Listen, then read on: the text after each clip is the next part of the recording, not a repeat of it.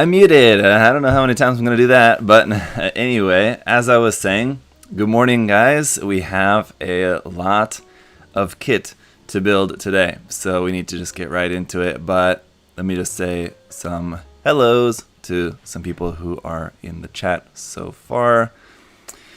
Let's see, paper class, Givon or Givon? Laura, I'm not sure which one that is, sorry. Deplorable, Butterfly, Pat, Zia, watching from the UK, Rizern, what's going on? Dolomite, let's see, Sam, Genesis, what's going on, guys? Rages here. Hello, Santiago. Hello. Okay, and let's see. Zero Dragon watching on Twitch. Yes, waifu kit today. And saw there was someone on Facebook as well too. Buck is over there on Facebook, and I thought there was another one, but it's gone. Anyway. Alright, so yes, we are building this kit, which is gigantic. Oh yeah. I was gonna say, I couldn't remember if I posted the unboxing video yet or not. I've not, but I am going to be splitting this one up. As you guys know, recently I've been just combining the unboxing and the review videos just all into one single video. But for this one, just because of the size of it, because the box is so huge and there's so many runners and everything, just to keep the video from being too long, I do plan on separating the unboxing and review videos for this kit. So you guys have not seen the unboxing for it yet, but you will. And in the unboxing, you'll see that it is gigantic. So, Pedro said, "Thank you, bro. You're the best Gunpla builder. Thank you for the reviews and tricks to build the best Gunpla." Thank you. You're welcome. I'm certainly not the best Gunpla builder, but if you think so, that's fine. Let me adjust this. So I went with the black matte today, which I'm gonna try. This black matte. The reason why I don't use it more often is that it's kind of stinks. It's got that kind of like rubber smell I don't really like. So I'm gonna see how long I can stand it. If the smell's bothering me too much, I'm just gonna get rid of this black matte and just use my white one. I just want to make a little adjustment here.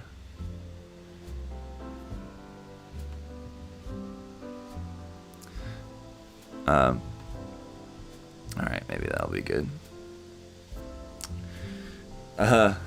Dolomite said, "I bought the Aoshima Levitine because of your video today.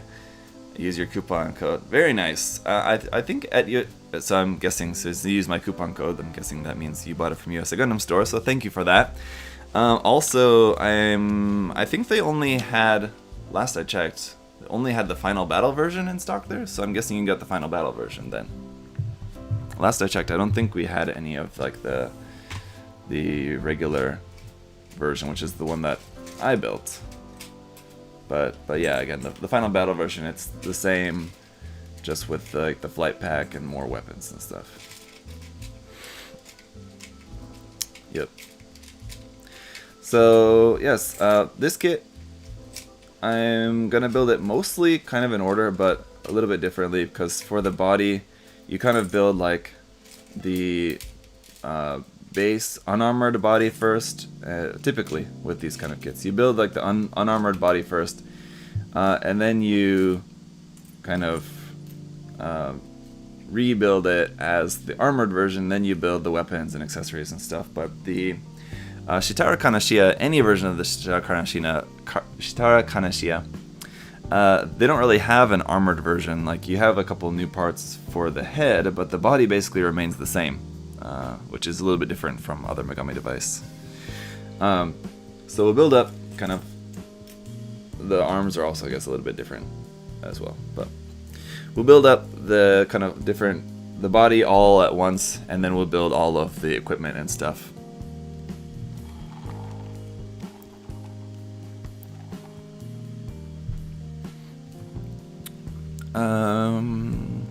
Okay, just checking these comments here. Thanks for what I do. Thanks for what you do, Michael said. You're welcome. Dude, that paint job was dope. Thank you. I'm glad. Checking through the comments, it seems like most of you guys liked that paint scheme. I mean, at the end of the day, all that really matters is if I like it, and I was happy with it. It was pretty interesting. So, but it's cool to, you know, to hear from a lot of you guys that you all liked it as well. I'm sure not all of you did, but anyway, just based on what I've seen from the comments on yesterday's video so far, it seems like a lot of people liked it, so that's cool. It's very different, so I don't expect it to appeal to everyone. Hey, DT Warrior, what's going on? Just finished watching the Aoshima video. What a cool kit, and paint mixing is so nice. Thank you. Great job. You certainly have top skill in this hobby. Well, again, I don't know if I would say top skill, but I have enough skill to get by to make what I want to make, I guess. That's good. Have you seen the mini Gunbuster, and do you have a plan on reviewing it? Gail, yeah, that Gunbuster kit that Bandai's coming out with, is it Mini-Pla? I didn't think it was Mini-Pla. I thought it was like some other weird new label, new line kind of thing that they were starting, but I didn't know if it was Super Mini-Pla. I had seen that new Bandai kit, and yes, I did pre-order it, and I do plan on reviewing that.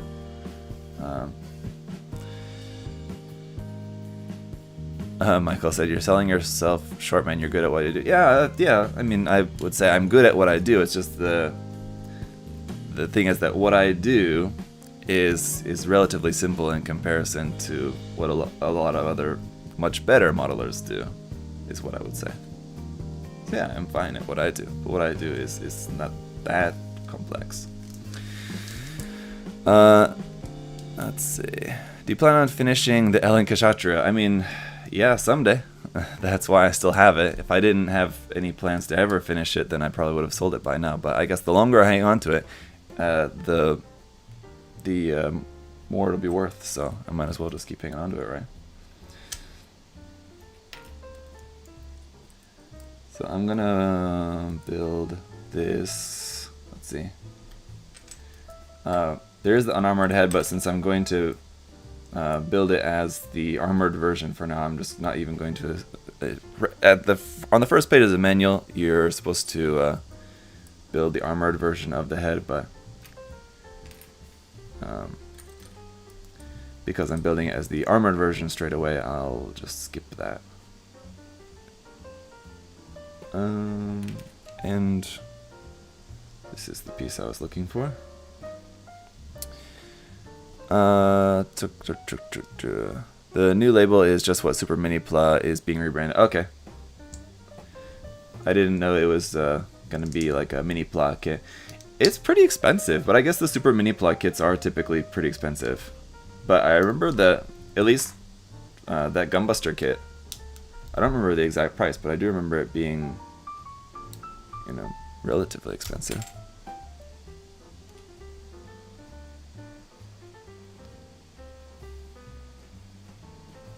More than what I would expect for a Mini-Pla kit, but yeah, like I said, those Mini-Pla kits I know are a little bit more pricey. What's with this part? Why is this not fitting together here?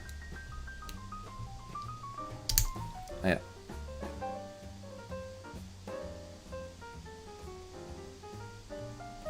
Oh, there's a different. Oh.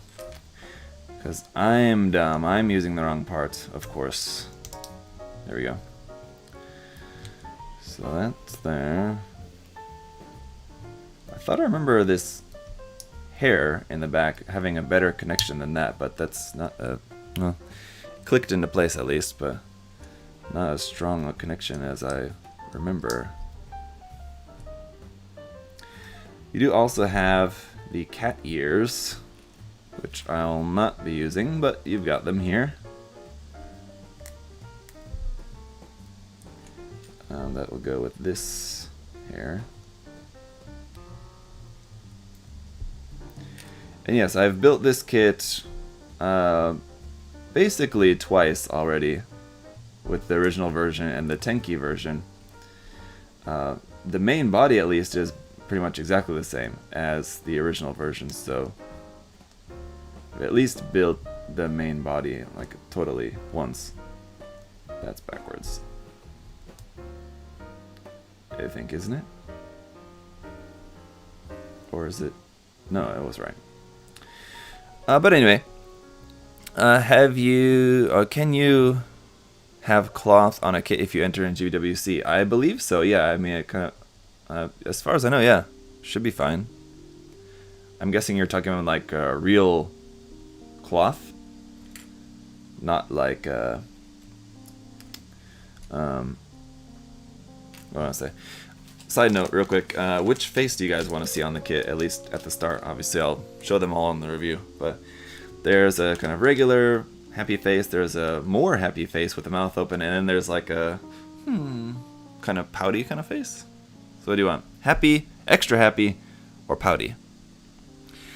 Are you going to pull for Yoimiya or Sayu on Genshin? Ryzern, yes, definitely. I'm thinking about actually doing a Genshin stream tonight, because tomorrow night, I can't. Friday night I have a live stream with Adam, so if I don't tonight, then I have to wait basically until next week, and I can't wait until next week. So yeah, I think I'll probably do a Genshin stream tonight, which if you're living in the US, that'd be Wednesday morning for you, but I don't know where you're at. But just to get back to the GBWC question, yeah, I mean, if you're talking about using like actual cloth, I think it should be fine.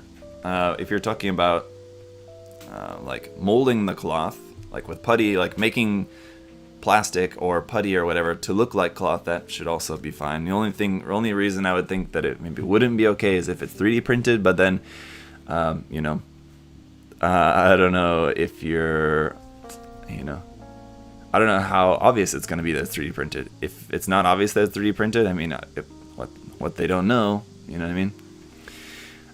Looks like you guys are saying extra happy, but Emily said must be sad face. Billy Storm also said sad face. Pouty since she didn't get the cat ears. So let's say.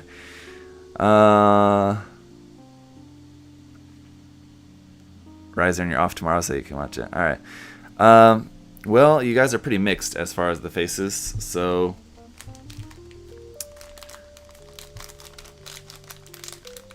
Let's see. I think there's maybe one more vote so far at this point for this sad face, which is not, I mean, exactly sad face, kind of, yeah, I guess sort of. With it pouty. But it's different. It's a different expression than just kind of your standard happy-go-lucky face. And we need this piece on top of the head, right? Wait, I am so confused. This is the piece. Okay, come on, get it together. And then this one, and then, yeah, okay, I forgot that this has an extra layer. Usually it's like back of the head, like back of the hair, middle hair, and then bangs, but this one has an extra layer in between there.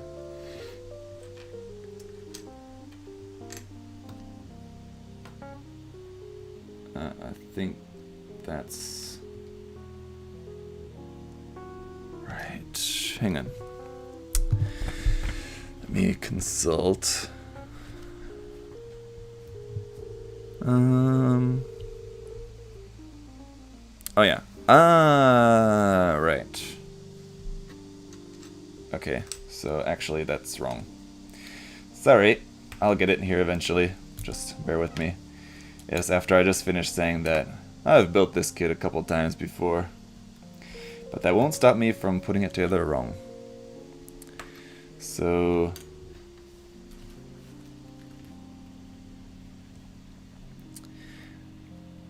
Dark Souls kits. I don't know about any Dark Souls stuff. So that goes there. The problem is I need to keep this stuff organized. It's just got these parts over here, and they all look the same. Now I'm just getting confused. But here we go. That's the ticket. Then we can put that on the head. Oh, actually, we were supposed to not put that on yet.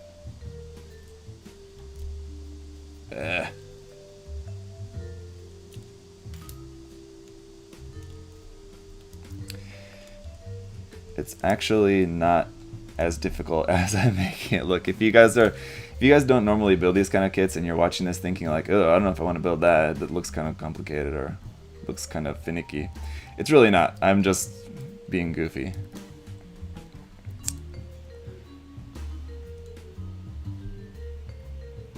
It would help if I'm like paying more attention to what I'm doing, but just because I've built the kit a couple times, I'm just kind of like flubbing my way through it. Alright. I'm gonna try to pay attention to the manual. At least for the moment. But I do also want to pay attention to the chat if possible.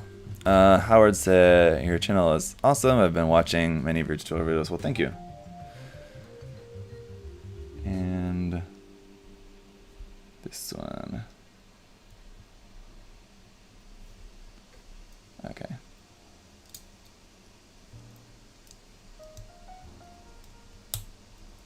There you go. Even though this, there's a nub on there. Even though this version doesn't have, or this design, this Megami device, doesn't have like a more armored version. Like I was saying before, it's kind of mostly the same. Just with a couple of pieces of armor added on the arms and like the headdress added on the head. I don't mind it at all. I really like this Megami device design. It's very cool. The headdress is really cool. It can be a little bit annoying when you're posing the kit though, because it's very big, like pokes out in the front and the like the sides and the back, so it can kind of clash with other stuff, especially with what we're doing for this version, which has a lot of stuff going on, some massive equipment and everything. So I'm worried about the head kind of getting in the way of things, but it's just kind of how it goes with this design. I got to build something while I'm watching. Can't stay still. Sorry, Dolomite. How much is this kit going for? Michael, I'm not sure how much it's going for at the moment. I would guess they'll probably, I mean, like upon release, I know the kit was like around 140, something like that. And then now, I'm guessing it's probably, the thing with like Megami device kits, not always, but with a lot of them, is that they basically, once they're sold out, they're just immediately gone. And so if you don't get them like straight away, then you're going to be paying more for it through proxy sellers, secondhand sellers, or whatever, just because they'll just be gone. Or you're like just like have to scour the internet to find some random shop that may have got like one left or something. Again, it's not the case all the time, every time, but with this one, I'm guessing that's probably the case. Probably, I would assume, because it's so big and because it's so expensive, Kotobukiya probably didn't produce as many of these as they typically would. So that just means that there's less in the wild to start with, and then I would assume it is a pretty high in demand kit just because of how crazy it is. And I'm gonna go for the shorter neck. It's one thing I don't like with a lot of them, they have like the neck's too long, so you have option pieces for that. And we have two different options for the neck as well. This one, which gives you more for, and this is kind of weird that they've had this with a couple of different Megami device kits. I know there's other different versions of this kit. I can't remember offhand if there's been other Megami device kits that have the same thing, but they give you two different versions of the neck. One is for where the neck joint swings forward and back more, and the other one it swings side to side more. So I usually opt for the side to side because you do have front and back movement already with it. So you don't necessarily need more of that unless you wanted like a more extreme, like looking up really high kind of pose or something like that. Like if you had her flying and like you wanted to have the head like looking straight, but like the body like kind of flying like Superman kind of thing, then the other neck joint I suppose would be helpful for that. But it's nice to have options.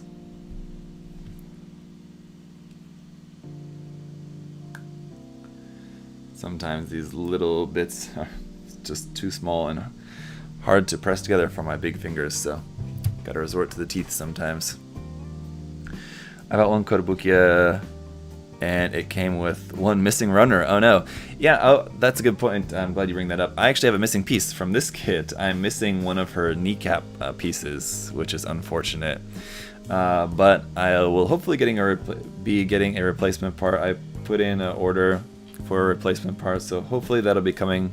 But it won't be coming anytime soon. It'll probably be like a month or two or something. So I won't have that in time for the review, unfortunately. But so she's gonna just be missing a kneecap in the review. And also I will go ahead and glue the shoulder blades. Let me get my glue for that.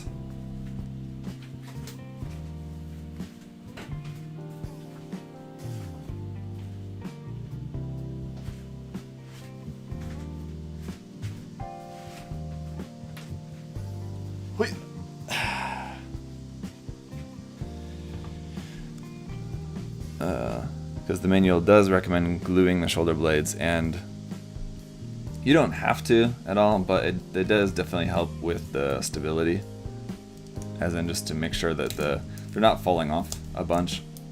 And normally I wouldn't glue anything at this stage where I'm just snap building the kit.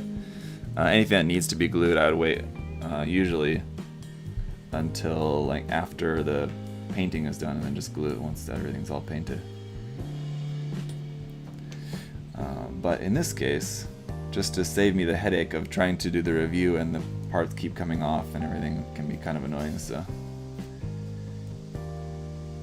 while trying to pose the kit and keep having stuff falling off.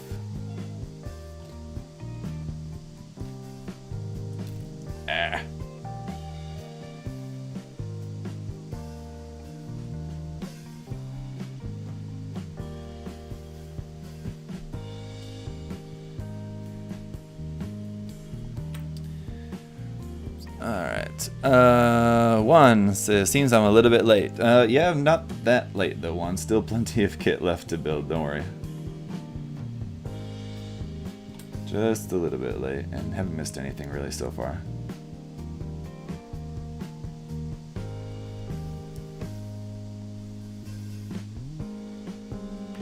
Okay. Now remember, as soon as you're done with the glue, put the cap back on, and move it away. You don't want to spill glue. I recently spilled a bunch of silver paint on my mat here. Enamel paint, so it mostly wiped up, but of course like the lines printed on the mat, it's over here off camera, you guys can't see it, but there is some silver stain there and all the lines, so there's like this splotch of the mat where all the lines all gone and it's like kind of silvery. Yeah. Oops. What can you do? Where are those pieces?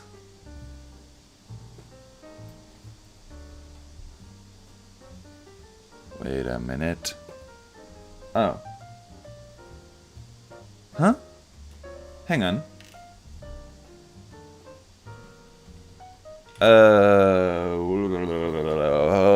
What?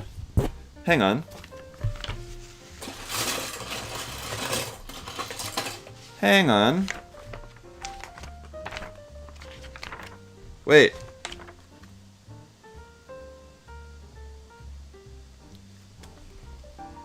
Oi. Hang on. Where's my breast pieces?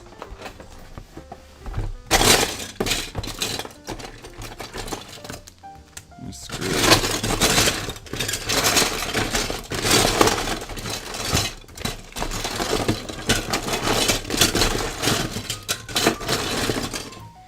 Are those also missing? No way. No way those are also missing. No way. Where are those pieces? Oh no. No way. Hang on. Where could they be? So you have your pre-printed pieces, like these two pieces here, for example, that have like some pre-printing on them. So like they're usually like in a separate bag, like this, and the face pieces as well, like that. But where's the? So the breast pieces are also pre-printed. And where are mine? Dude, they can't be missing. Yeah. No way. Where are they? Hang on. Let me just make sure I didn't put them like in the wrong place or something. Not here. No way. That would be so weird. Okay. I need to check. So, okay, time to do some sleuthing. I'm going to check the box again. I'm also going to check... hopefully... I want to check pictures... damn, I don't think there's going to be anything here. Do you guys... If any of you guys can... Send me if you can find a picture. What I want to find is like a blog or something online that shows all the packages. What I want to know is if those breast parts are in a separate bag. So then that would make sense that if just that bag didn't get into my box. But if they were in the same bag with the other pre-printed parts, because my other pre-printed parts are here. So if they were in the same bag, then it should be here somewhere. But I want to know if they were in a separate bag. Can any of you guys find that online? I just checked on Hobby Search, and there's not a picture of all of that stuff. Also, let me check the box one more time.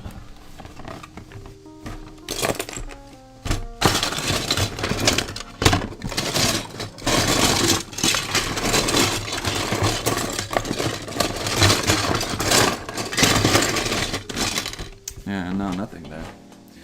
If it was one part missing, then I would say, oh shoot, I probably dropped it somewhere or something. But because it's both of them, that's... let me see.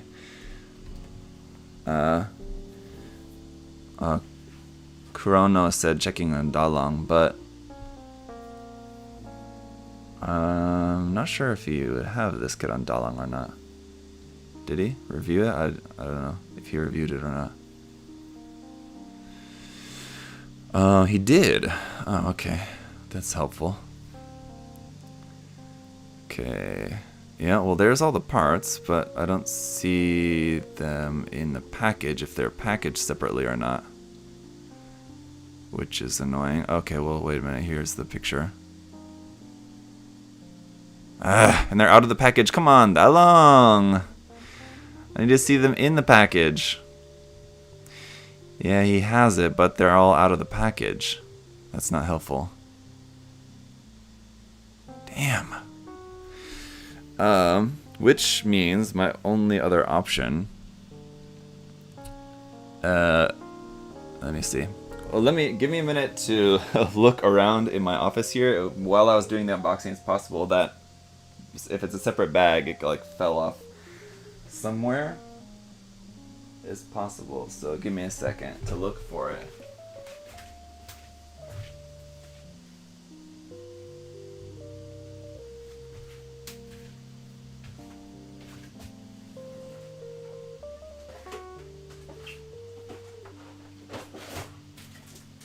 Ah, I found it!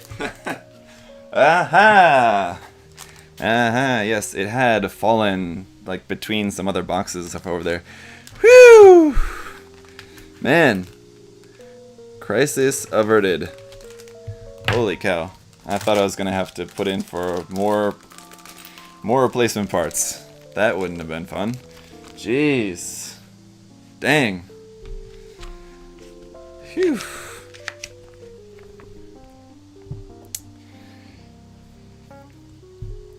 Man. Oh.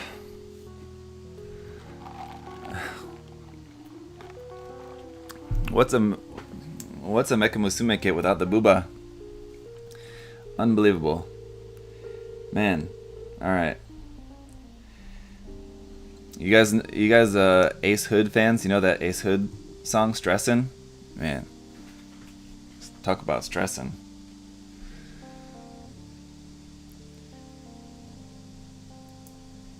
Is it Stressin' or Stress? What's the name of... I don't remember the name of the song. If you're an Ace Hood fan, you know what I'm talking about.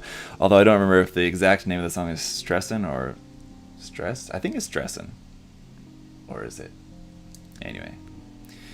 You know what I'm talking about. Whew.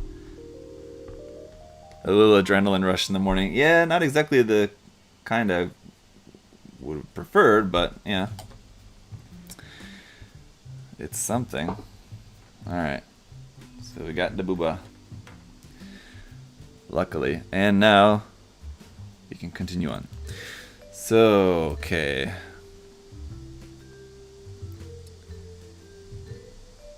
I have to pay attention to this. Next time drink your coffee before unboxing a kit. Yeah, no, it's just because this kit has so much in the box. Yeah, I'm sure, like, when I just dumped out all the runners here on my desk, sometimes they slide off this side or slide off that side. They go sliding sometimes, and so, yeah. There's that. You need to pay attention to the little bag. I guess that slid away. Because it also had the parts for the waist, which I wasn't even thinking. I was just focused on the boobas, because that's what was... that's what step I'm on in the instructions. That's what's immediately missing, but I didn't even notice that also these waist parts were also missing. So, phew. That was close.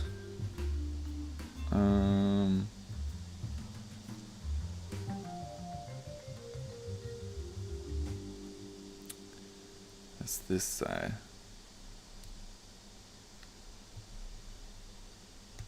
There we go. So does this kit have a different breast piece than the regular kit? Just open mine to check it was on the runner. It's possible. As far as I remember, I don't think that it's different, but it might be. I would have to double check. With these kits, you know, there's like small differences and stuff sometimes that I just don't pay attention enough to notice, and then like people will tell me in the comments like, oh, that's different, or something. They'll point out stuff that I didn't know about the kits, and like even kits that like I've built before.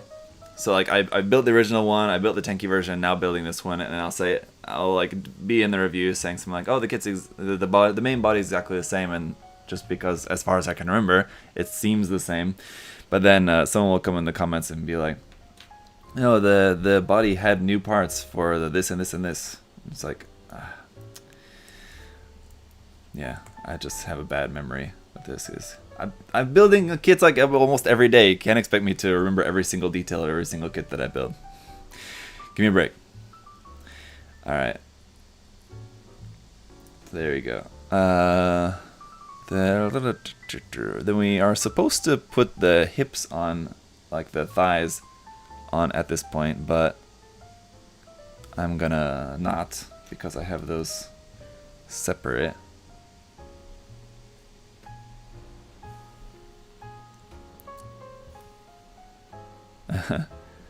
Do you keep the Gunpla boxes after you build them? I keep them after I build them because I keep the kits in the boxes after I build them, usually, but I do also have like a couple of boxes full of like just the kits where I've taken the kits out and just like put everything into a bag, and then I just ditch the boxes entirely. So that way in one cardboard box, it's like this big, I can fit like 20 kits just by putting all the kits and their accessories just all into a bag,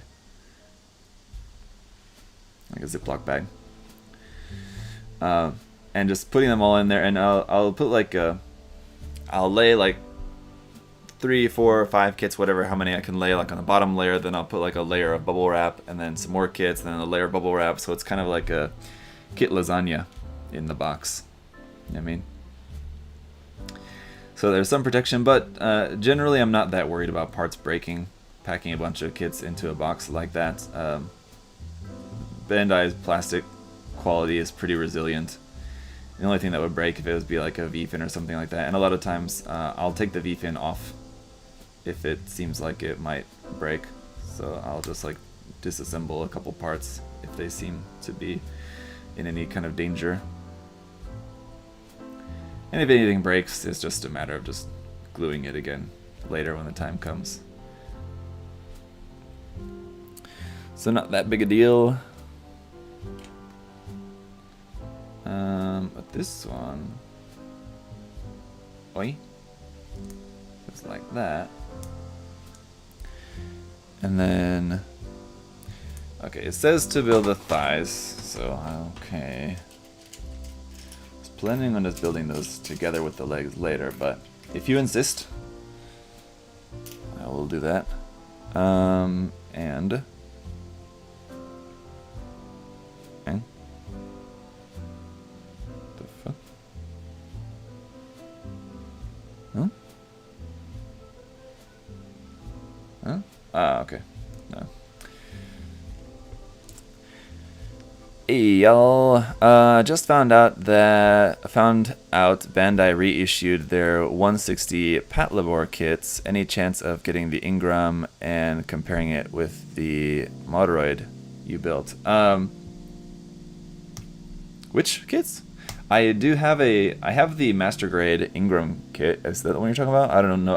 I don't remember the scale of it, but it's Master Grade. And I know Bandai makes a couple of those, but it's I think it's like the next generation one. Is that right? I think there's 2 or 3, maybe more, different Master Grade Patlabor kits that Bandai makes. But yeah, I had that one forever. I had a really cool idea what I wanted to do with it. I just have never gotten around to actually even like building it or anything. But yes, I do have one Master Grade Patlabor kit that I could build and share with you guys. Sure. Isn't it 135th? I don't remember offhand. I'd have to check. The ones, yeah, I think maybe you're right. Well, yeah. Because I think the 170s or the 160 scale Patlabor stuff is pretty small. Because I think the Motoroid kit was 160 scale, right? So yeah, the Bandai one would be larger. So yeah, maybe 135th. I think you're right.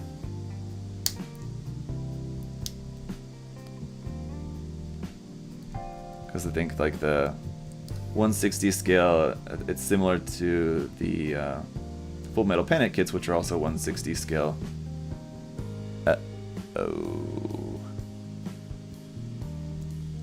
forgot a piece there. Missing the top of her butt.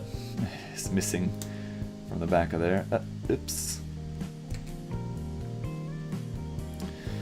But yeah, when like I remember when Bandai was putting out all the new Full Metal Panic kits, and people were like every review. I reviewed not every single one of them, but like most of them. I think 4 or 5 of those kits I reviewed, and every single one there would be at least one comment from someone saying 160 scale, what? Because they're just used to 160 scale meaning perfect grade in Gundam, and then having something that's like the size of a high grade also being in the same scale was like blowing people's minds, or in the same size, I should say, was blowing people's minds. But yeah, and the Ingrams I think are the same. Yeah. Get off there. some very tiny little pegs holding these pieces together, so I'm being careful to remove that part without breaking anything. I think the MG is 135th. Okay. Yeah, the 160 scale kits that Bandai had would be like the older ones, I think, right?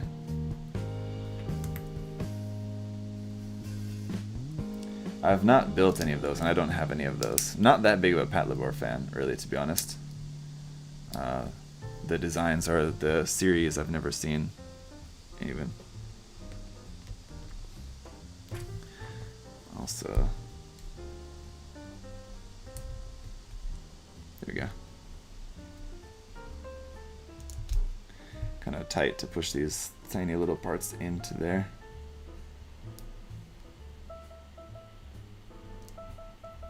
There you go. Okay, alright. We got our option part there for the little loincloth at the front. These are also option parts. Basically, you have the same parts on two different runners. So in the manual it says you can either use one or you can use the other one, but it's the same part, so it doesn't matter. And with that, our body is done. And now hopefully the arms and legs will go much faster because they're pretty simple. At this point, I'm kind of making some mistakes and going a little bit slower than I would have liked. Usually the main body on these kits go together pretty quick. Alright. Anyway. Let's see. Probably better off getting the 143rd Aoshima kits, which look great. 148th, I think Brendan means the Aoshima Full Metal Panic kits. I've only ever built the Levatine kit. They do also make an Arbalest too, I believe, right? And then they also make a what's the kind of grunty one? I can't remember the name of it offhand, but the only other Full Metal Panic kit that I have from Aoshima is the Flight Pack, which is for that grunt one that I can't remember the name of at the moment.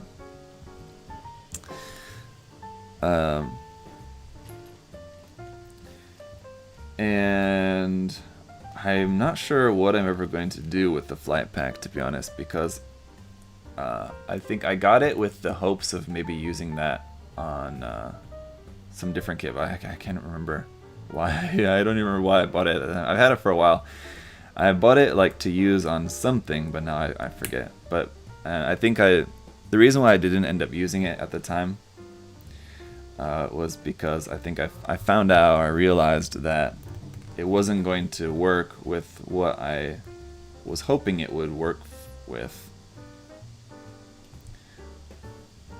just because of the size. The scale didn't matter. If it's a mixing of scales, you know, it doesn't really matter that much, but I think it's just like the size was different from what I was expecting. Oops. Got different arm pieces here I need to pay attention to, which one's which. That seems not right. Shit. Ugh. Okay. So first of all,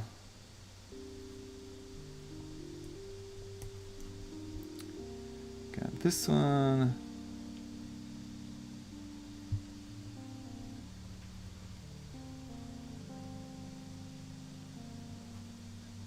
And this one for our unarmored arm.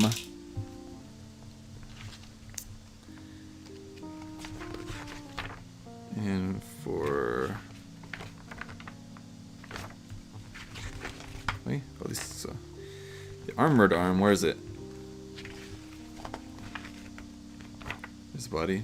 There's the head. There's the head. There's the tail. And you build like some of the equipment, and then you go back to changing the arms later. If I remember correctly, like towards the end. Yeah. Here it is. Okay. Oh yeah. So it should be like that. And okay, it is different. The left and the right. The left and the right arms are different, and normally, let me just show this here. Normally, like for building the forearm of these kits, there's like a longer piece and a shorter piece which kind of fits on the inside. Normally like the longer piece will be on the outside and the shorter piece kind of fits on the inside of the arm there, but for the armored arms of this kit it's opposite, so it's kind of throwing me off there.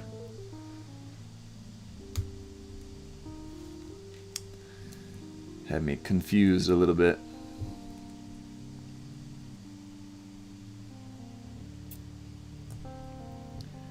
But there's that, and I did not prepare any of the wrist joints ahead of time. Silly me.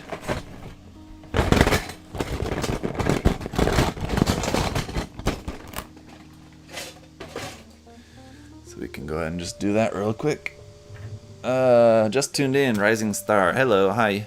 Thanks for the info, Brendan. Yes. Hello, chat. Gundam GP, right? Yeah, Gundam GP on Twitch. Hello.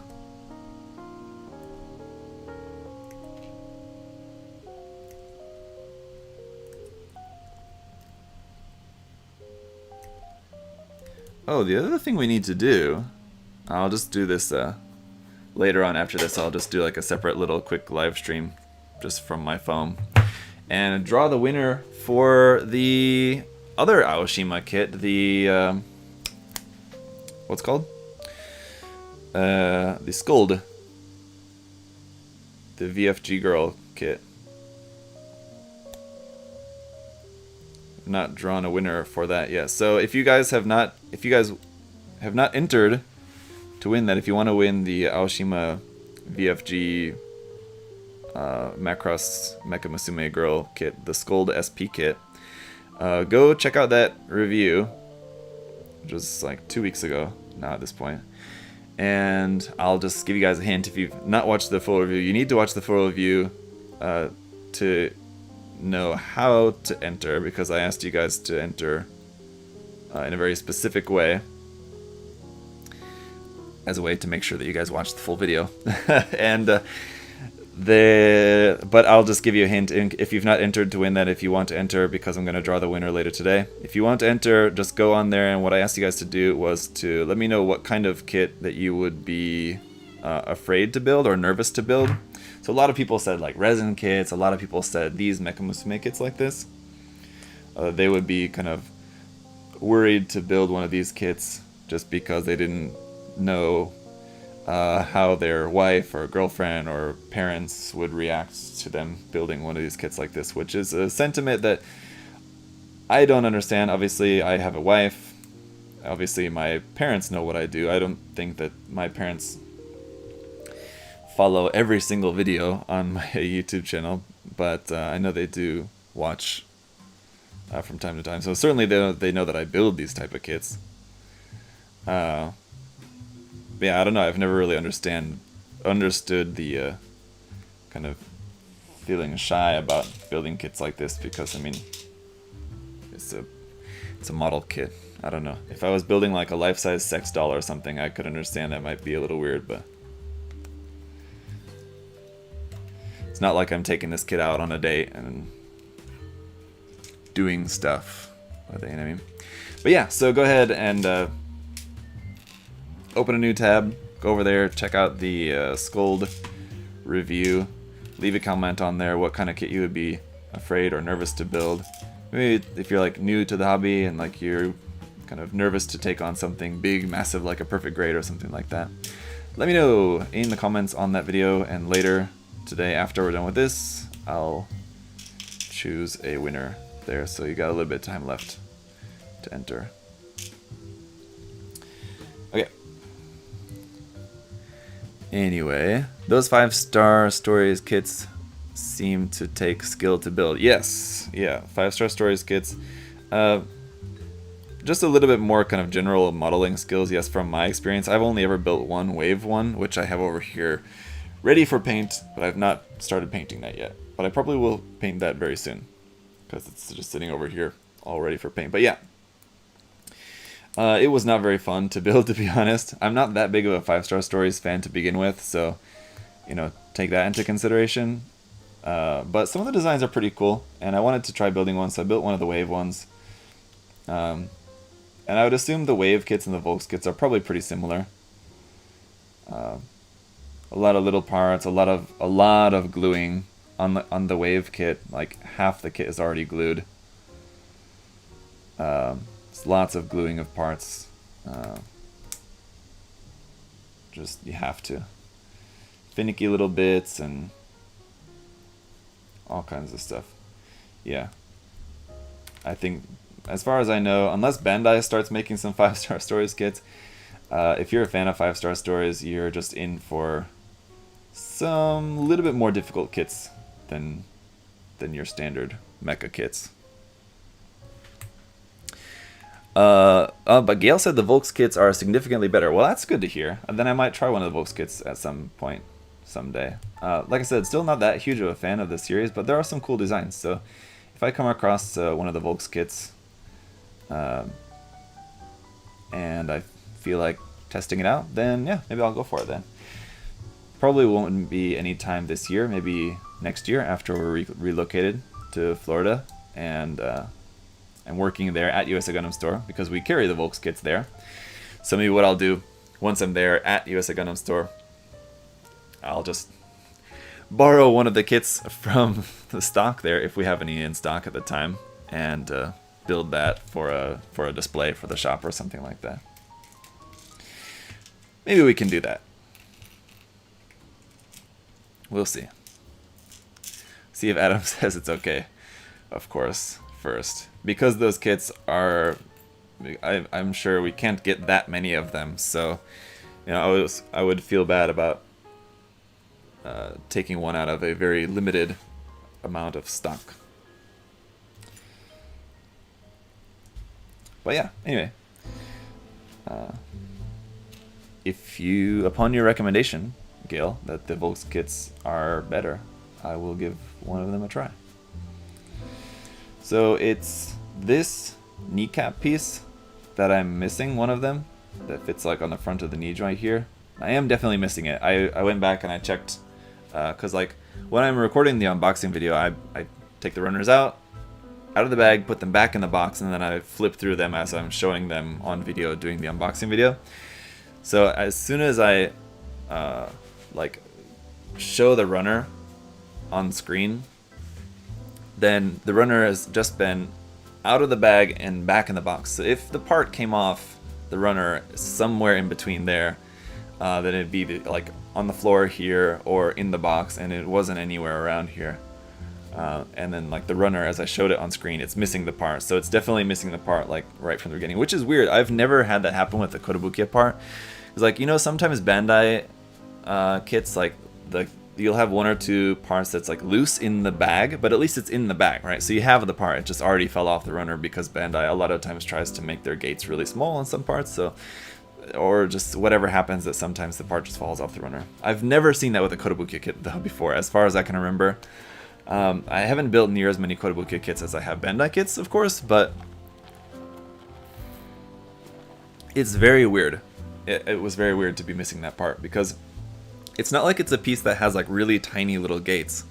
It's the kind of thing that it seems like it would have had to have been cut off in order to fall off. I can't understand how it could have possibly fallen off, unless somewhere during the factory process the runner got like caught on something in the machinery and just like popped that part off or something. I don't know how it happened, but it's very strange. But the replacement part is coming at some point.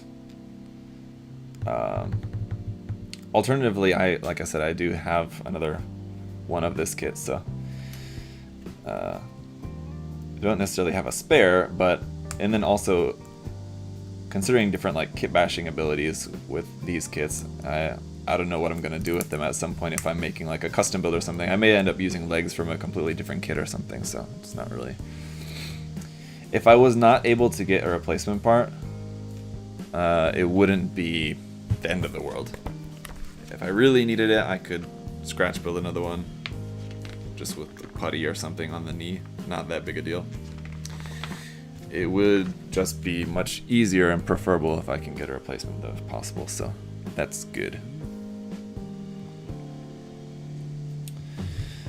Any tips on resin kits? Pat said, getting my hands on the YJL New Gundam Ver.Ga conversion a little bit overwhelming. It can be, but my best advice I could give you for resin kits is just to... How can I say this? I want to say take it easy, but that's not exactly what... Anyway, working with resin is not that difficult. It's not that different from working with plastic. There's different like safety concerns that you need to take into consideration. But honestly, working with resin, you know, it's kind of like airbrushing. A lot of people are really nervous to try airbrushing until you finally do, and then you realize, oh, well, you know,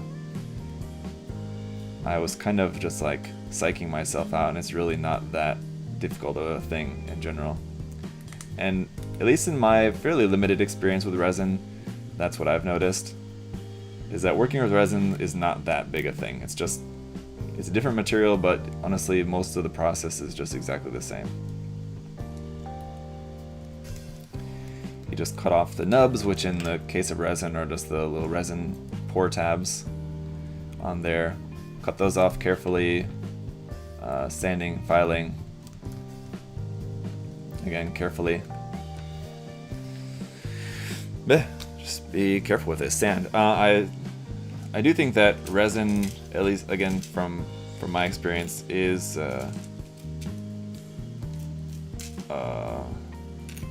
it's easier to over sand. I guess over file. I guess though, sanding, yeah. You know, be careful with your sanding. I wouldn't recommend starting off with something like super high grit. But I would just want to say that if you're the kind of person that normally uses a file for building like your Gunpla or mecha kits or whatever, if you use like an actual metal file for removing, like filing down your nubs and stuff like that on a plastic kit, don't do that on a resin kit. Don't use a metal file on them. Sanding will be enough. And or a knife. Like if you cut off the tab and there's like still like a good amount there, not enough that you want to make another cut, because you know, making another cut with the nippers, you could accidentally cut out too much or something like that.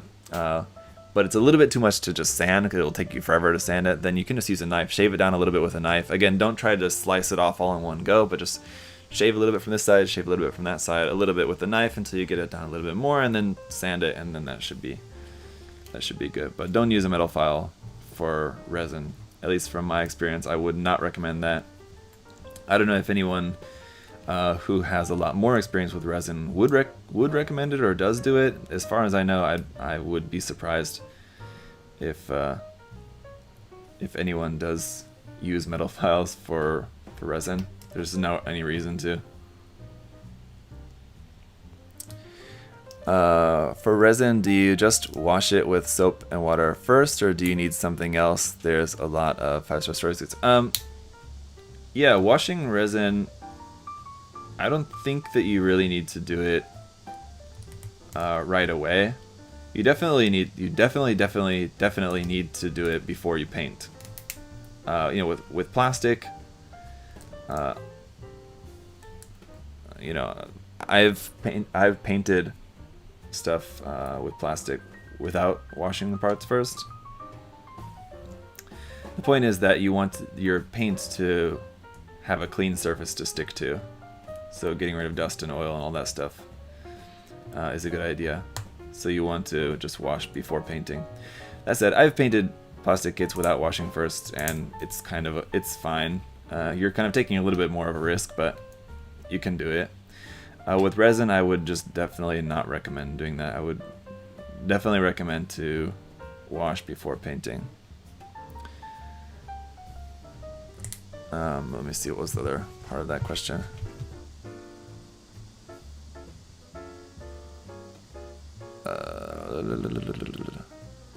And yeah, soap and water, I think soap and water, as far as I know,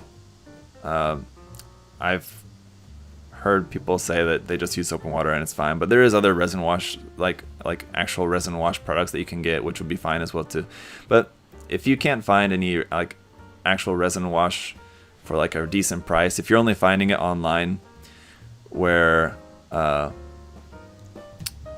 it's like really expensive, then yeah, just soap and water will be fine. Use like a dish soap, so like detergent, because that has degreaser in it. That's what you want. And also Blaze asks, what grit do you recommend for resin kits? Honestly, like 400 if you really need to get rid of a lot, but 600 should be enough. Corey says, Senpai Hobby uses files on resin. Dave's different. Dave, yeah, that's fine. I mean, Dave has a lot of experience working with resin, though, so I mean, I would assume he's probably using a really good file as well. So, you know, that's fine. If that works for him, I just would not recommend it. It's a lot easier to mess up your part using a metal file. You're just making more work for yourself. If you can do it, and if you know, it can be done. If you can do it, and you know you feel confident in doing it, then that's fine. So like in Dave's case, but generally I wouldn't recommend it. Dianjo, thank you so much. I lived. Also, HG-GPO2 MLRS acquired. Very nice. That's such a cool design, but the only reason that I have that kit, actually. But the only reason that I don't like the HG-GPO2 is the head is just awful. I hate the head design on that kit. And now that we're done with the body, I will temporarily put on the cattail, but I'm going to take it off pretty soon. But just for the sake of it, I'll put the cattail on there. So no cat ears, but she can have the cattail as she's... It's not exactly like a ara face, but it's kind of like a, yeah, pouty kind of face. So what we have left over here is option head parts, option hands, option arm parts, the option loincloth piece. These are leftover parts, and these are the parts that give you the hard points on the side of the upper arms and thighs and alternate neck pieces. So I usually just, for these reviews, like until I am doing the review, I'll keep everything like these option parts and stuff, I'll keep them in here just for keeping things organized until I do the review. Then after the review, I'll take them out of the box and put them into like just a plastic baggie for keeping everything together. But now that that's done, we can move on to this much larger box filled to the brim of all the parts for the actual equipment, which is going to be much more extensive of a building process. So also I've done my best to keep the parts organized by section. There's not really, like, when building the arms and legs, I can separate the parts like left arm parts, right arm parts, torso parts, head parts. It's very easy, but with like the equipment, it's a little bit different because the way that parts fit, or more precisely, the way that parts don't fit into this box, because there's so many large parts and the box is filled. So I had to kind of separate things out, like this section is, well, this section is like the first 2 pages. This section is the next 2 pages. This section is the next 2 pages. So basically I had to separate them out like by pages more so than by section of build, which is what I would normally do. The knee is missing. Yes, Tim, yeah, the knee, this is the knee part that's missing from my kit, unfortunately. But we're going to be replacing the legs soon enough with the big massive leg equipment, so not really that big of a deal. Yes, I know she's missing a kneecap. Yes, that's the part I'm missing. That's the part that I have put in an order for a replacement part for. So hopefully, I was told that I should be getting that within the next couple months. So it'll be a while, unfortunately.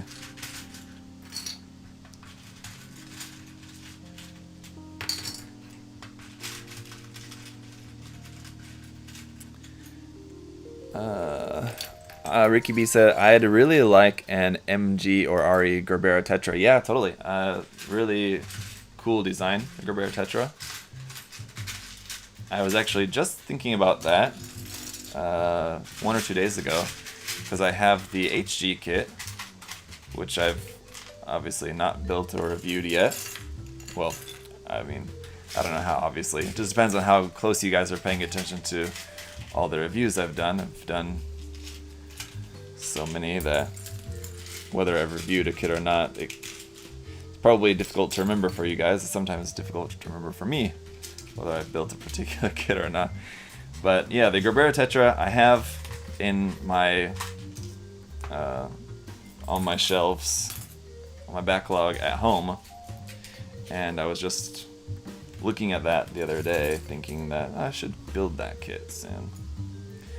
It's, a bunch of HGs. Remember, like towards the beginning of the year, I did the whole killing. I think it was, what did I call it? Killing the backlog that I started, and I was like trying to power through a bunch of like HG backlog kits and stuff that I have.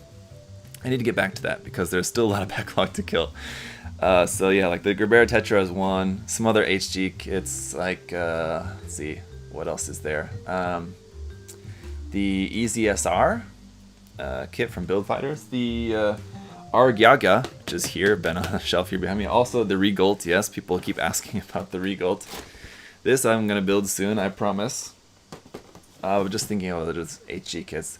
I've got 2 different versions of the HG Tyrann from 00. Those are up on the shelf. Just thinking of like HG kits. Most of my backlog of like kits that are unbuilt in my backlog is mostly MG kits. And there's not that many. Like Gunpla stuff, most of the Gunpla that I own, I have built. But of the stuff that's not built, it's mostly MGs. But HGs, there's far less. There's like 8 or 10 maybe max. But yeah, what else is there? There's more. What else is there? Gerbera Tetra. Something else. Something else HGUC. Damn, I don't remember. Anyway, there's a couple. And I see Mike Rinaldi is here. Hey, Mike, a 100 scale Gerbera Tetra would be nice. Yes, there are. I know there's like. There may be more than one. I know there's at least one, like third-party bootleg kit of a 1/100 scale Gerbera Tetra, but I honestly didn't really like the design of it that much. So I don't really care for that one. So I would much prefer if Bandai would make one. No, I think there is 2 different 1/100 scale bootleg Gerbera Tetra kits, because I think like RC Hobby I think was the name of one, and I heard a lot of horror stories about that kit. That kit was, as far as I know, it was not a good kit.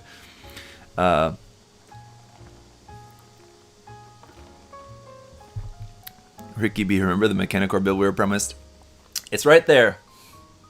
Trust me, I've still got it here, but I am running out of time to work on that, so I should get back to that. Yes, that would be a good idea. I'm like you, prefer the simpler looking classic styling. That one was pretty busy looking. Yeah, that's what happens with a lot of... So people think this... I'm getting distracted, but bear with me. People think that, like, because lately, like, over the past couple of years, I've not really done that many, like, third-party bootleg kit reviews, and I've had, like, a couple of people comment saying that their theory is that because I'm working with USA Gundam Store now, that's the reason why I don't review those kits anymore. But it's really not. If you know, obviously at USA Gundam Store we're not gonna sell kits that would infringe too much on Bandai's intellectual property. But there's no like restrictions on like what I can build and review here on the channel. It's just the fact that most of the third-party like bootleg kits, things like that have been coming out recently. Number one, they've been making, I mean like the companies making that kind of stuff. Number one, they've been making a lot of like metal build stuff recently, just because apparently that's just kind of more popular. So I'm not really into like the metal build kind of style things. I would prefer a model kit that I can actually build. And among the kits that have been coming out that are like actual model kits that you build, I just haven't liked the design of them. So like if one was coming out that was a design that I actually liked, then I would get it and build it and review it. But it's just the fact that it's just not a... I just didn't care for the design. So that's the only reason. But people want to read into that more, thinking that there's some nefarious reason as to why I'm not building or reviewing those kits or whatever, but there's no other reason other than the fact that I just don't like the design, or I don't like metal build style stuff. I did review the what was it called, the Kaneda, no, it's not Kaneda, what was it, that big giant metal build mecha samurai figure that I reviewed recently. But that was just because that was sent to me for review. It wasn't something that I bought or anything personally. I wouldn't have bought that on my own. So I'm glad to get the opportunity to review stuff like that. So like even like the Gundam style, like mecha metal build kind of things that I just got through saying that I don't really like. If like the company sent me one to review, I'm talking like the company in China or whatever China producer. If they sent me one to review, I would review it. I'm just not interested in buying something like that myself.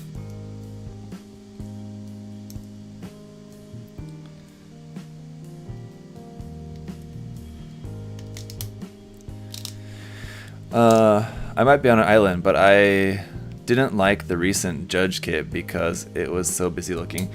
I understand what you mean, Mike. That one was kind of like on the threshold for me. I liked the design, but it was right on the edge of being a little bit too detailed. Yes, the Takeda Shingen. Thank you, Blazing. Yes, that's the one I was talking about. But yeah, the Judge. Yes, it was right on the edge.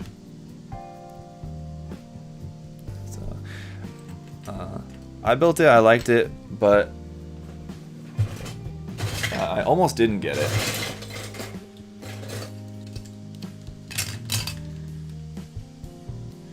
It was like a very last minute pre-order. I pre-ordered it really late, like almost right before it came out.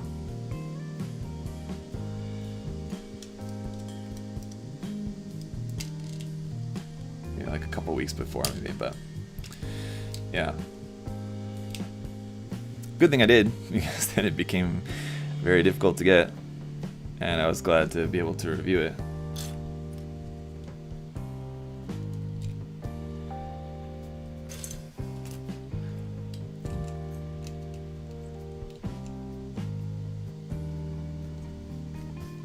Do you have a Megami device, Asura Tamamo? Is that the new green one came out? I don't have it yet. It's coming. I will be getting it. It's the Tamamo no Mae, right? Is that right? The full name of that?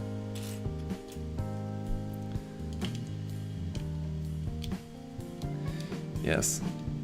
Looks very cool. Very Ara. Yeah, I will be getting that. It's not here yet. So, soon. Brian L. High five from Brian and Christina. Thank you. Thank you for the super chat there. Appreciate that. Also, love the recent painted build. Been looking into those SMS bottles Scott sent. Created a cool end result. Yeah, thank you, Mike. I was happy with how that came out. I was actually just talking with Scott this morning a little bit about that, because there was an issue that I had with that, and I also had the same issue. Where did I put that? Oh, it's over there. I can't show it to you. But the Tamoto kit that I was building, if you guys saw recently, I did a work in progress video on the orange version Tamoto kit that I'm also doing a little kind of custom building on. Customizing, and not really that much custom building, but giving it some weapons and stuff. But yeah, I'm painting that. It's done now, but as far as you guys have seen, you guys haven't seen the finished version, but I painted that also with SMS paints, just from the same batch that Scott recently sent me. So you guys saw painting like the camo on that. And what happened with both of those kits, so both the Tamotu kit and the Leviting kit were both painted with SMS. And both of them had an issue where when I sprayed the top coat, and I'll talk about this in the Tamotu, I didn't mention it in the Leviting video that I put out yesterday just because it wasn't that noticeable. But it is much more noticeable on the Tamotu kit, so I will mention it. When I was spraying the top coat, I got like some weird, how to describe it, paint, kind of like a discoloring, kind of weird, not fogging, not like normal like top coat fogging, like some weird discoloration. Like it seemed like the paint was like kind of starting to bleed a little bit, something, or sort of like that, or like dissolving, like something was going on with like the top coat was like kind of dissolving the paint or something. And I didn't know what it was, so I sent a message to Scott to ask him. I said, like, here's what I used. After the SMS paints, I used this, other products, and then this top coat, and then I was getting this. So do you think it's to do with the SMS paints, or do you think it's something to do with the decals? Because the other thing that I was doing differently, everything else in like the building and painting process of those is exactly the same, except the two variables are SMS paints, which I don't normally use, and the Hobby Mio decals, which are also new. So it had to be one of those two things that's different, because I've never had that happen when spraying top coat before. And it was my suspicion that it's the top coat, and after talking with Scott, I'm pretty sure that it was the top coat, nothing to do with the actual SMS paints. But let's see here. Brendan said, I had the same issue with SMS Clear over Gaia Nazca Surface Area. Okay, I did. It wasn't to do with the clear coat that I used. It was SMS, just regular SMS paints, and then the clear coat that I used was just the Mr. Color. It's just number 182 flat clear, so it's not even like the spray can like top coat Mr. Color. It's just regular flat clear paint. So pretty sure it was the decal. So pretty sure it's the Hobby Mio decals, and what it was, something to do with like the glue of the decals reacting with the top coat, it seems like, which is unfortunate, which basically makes the decals unusable for me. So I'm going to get in touch with the Hobby Mio guy who sent me this stuff and ask if it's anything that he's ever heard of before, to see if it's like a known issue or whatever, because after using the marker, the paint marker, if you guys saw that video, let's see, yeah, chemical conflicts are common, and finding the source issue is important. It's almost never bad paint or anything reputable. Yeah, I didn't expect that it was going to be from the paints, and Scott didn't think so either. And even though you think, oh well, he's the owner of the paint brand, so of course he's not going to say it's his own paint that caused the problem. But I would trust Scott. If it was somebody different, or I don't know, I may not, but Scott I trust. Anyway, but yeah, the paint markers from Hobby Mio, because I'd seen like on Twitter they posted like a demo video of like the silver chrome, and like it looks amazing. And then when I used it, I was noticing like some weird stuff going on with the paint marker, and so I sent a message to him. I told him, and he said, yeah, they know about that and they're working on fixing that. So I think I may have mentioned in a video that he told me that they're working on updating that to make that better, that chrome paint marker, from them in the future. So it could be that what happened with the decals could also be a known issue from them.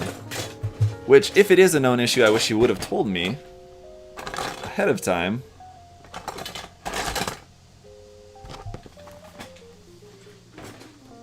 But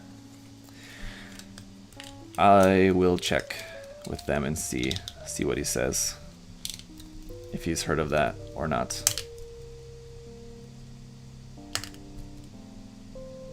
Ooh, it is not going to be fun trying to separate these parts again later.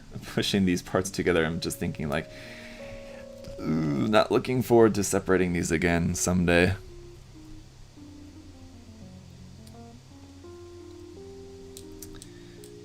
But these are our massive claws.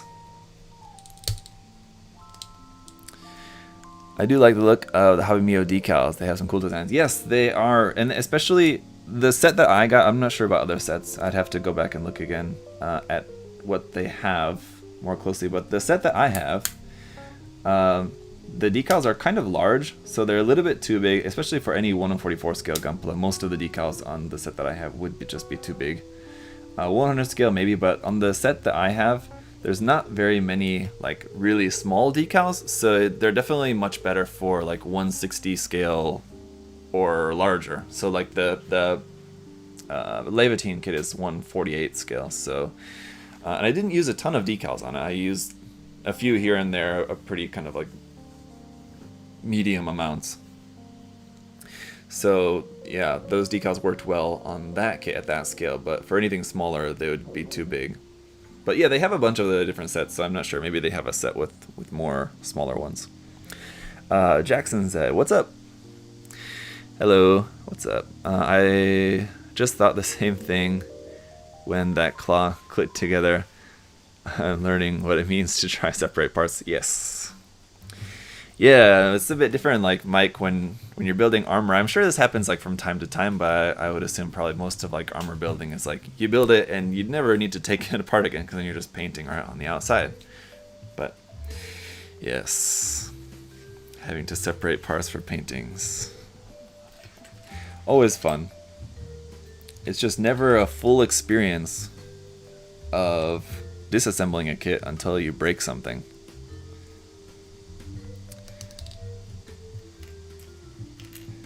That's when you know you're getting the full experience.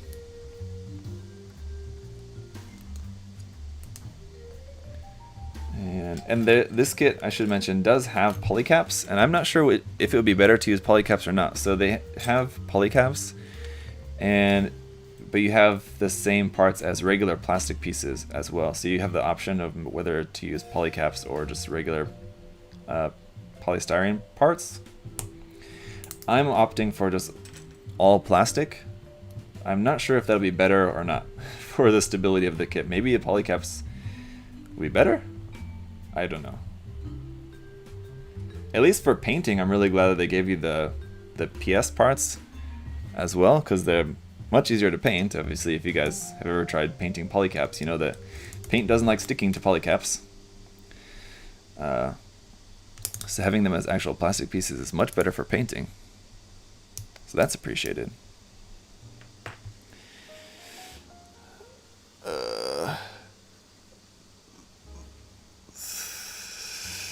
We glue our schnizzle pie tanks before painting. Not sure about that schnizzle pie usage, Mike. It doesn't make a whole lot of sense to me, but okay. Yes. It's like building like machining Krieger kits is kind of like a step in between, right? I think that's fair to say. Machining Krieger is like on the border between like mecha and like normal scale modeling, like armor or whatever, something like that. It's kind of like on the border. I guess that's the only way to say it, right? That makes sense, though? Do you think? Would you agree? Mike, remind me, I don't recall if you've built any Machine Krieger kits. I think I remember you saying that you got one, or some, or a couple. But I don't remember if you've built one or not yet, to remind me.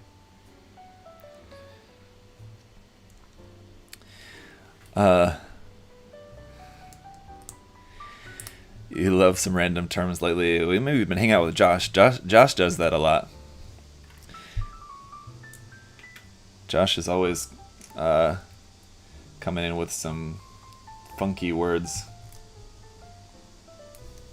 Speaking of Josh, if you guys remember last week I talked about a live stream that Josh and I were going to do. We were going to have an episode of Plamono Trend where we were going to do something totally different from what we normally do. And that had to be canceled. Or just rescheduled. That had to be rescheduled. And so we're going to be doing that this Friday afternoon. But that could also end up being canceled or rescheduled again. Because on Thursday afternoon, I'm getting my second vaccine shot. So I don't know how I'm going to react to that. If I'm feeling pretty bad, then the next afternoon, Friday afternoon, I don't know if I'm going to want to sit and do a live stream. But we'll see. Okay, that's like that. And... okay. It has some massive parts on this. Let's see. Yes, just like a Matt K kit. I have a Luna Diver kit and Oscar is ready to paint. Oh, okay. There you go. Yeah, those especially, the Luna Diver and the Oscar are those would be much more similar to like a typical armor kit. Not like something like one of the suits or like one of the Hund kits like the Grosser Hund or the Dachshund or one of those where there's a lot more moving parts and stuff. Those would be kind of a little bit more like kind of a little bit more towards like the mecha, normal mecha spectrum, where like the Oscar and the Luna Diver are more towards like the armor end of the spectrum. We need some Josh time. Yes, yeah. So hopefully Friday, if I'm not feeling bad from my injection, then we'll have a Plamono Trend episode. So this guy goes on here, and then this one on here, and this one here. Deciding on the camo scheme for Mac always holds me up. Yes, choices, right? Because there's so many great like canon color schemes, but there's so many other great color schemes and ideas and things you have, and yeah, I understand. I heard that. I am going to use the stickers here.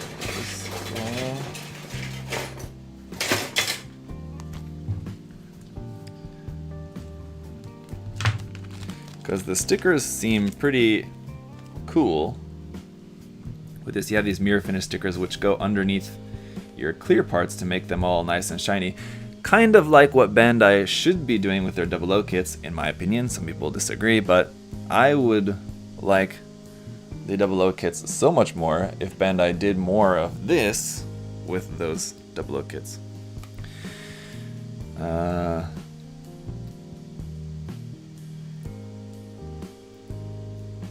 Just to make those clear parts pop more. Adding mirror finish stickers in behind them.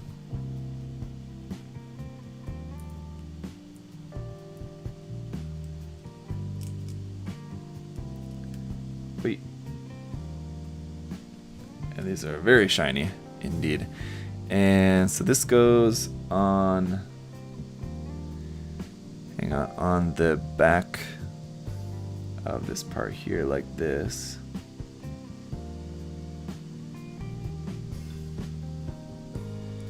And then drop this down into there. And there's this little piece that fits into here. The Age kits did that pretty well, using the mirror finish parts behind the clear parts. Or the HG and the MG Age kits, I think, all had that, right? Mostly. And you get that really nice, shiny, clear blue. Very cool. Didn't the RG 00 kits have those under the clear parts? Yeah, I think some of them, yeah. So it depends on the 00 kits. Some of them have that, some of them don't. It depends on which version. I think like the Trans Am versions had a brighter, clear color, clear green that they used on them, for example. They did with Amazing Exia MG and Dark Matter MG, but now with, yeah. So like, yeah, it depends on the kit. I wish they do with all of them, because I think it looks much better, but... Okay, we're back to this part. We're kind of jumping around. We made the claw, and then we come back to this part, which we already made a little while back. And there's like 1, 2, 3, 4, 5, 6, 7 parts that we add on to here all at once. So this little part goes here, and these parts go on the top and bottom here, and this one underneath here.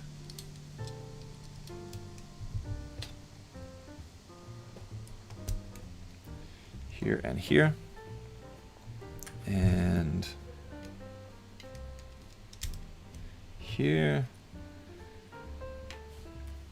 and here, and voila, there we go.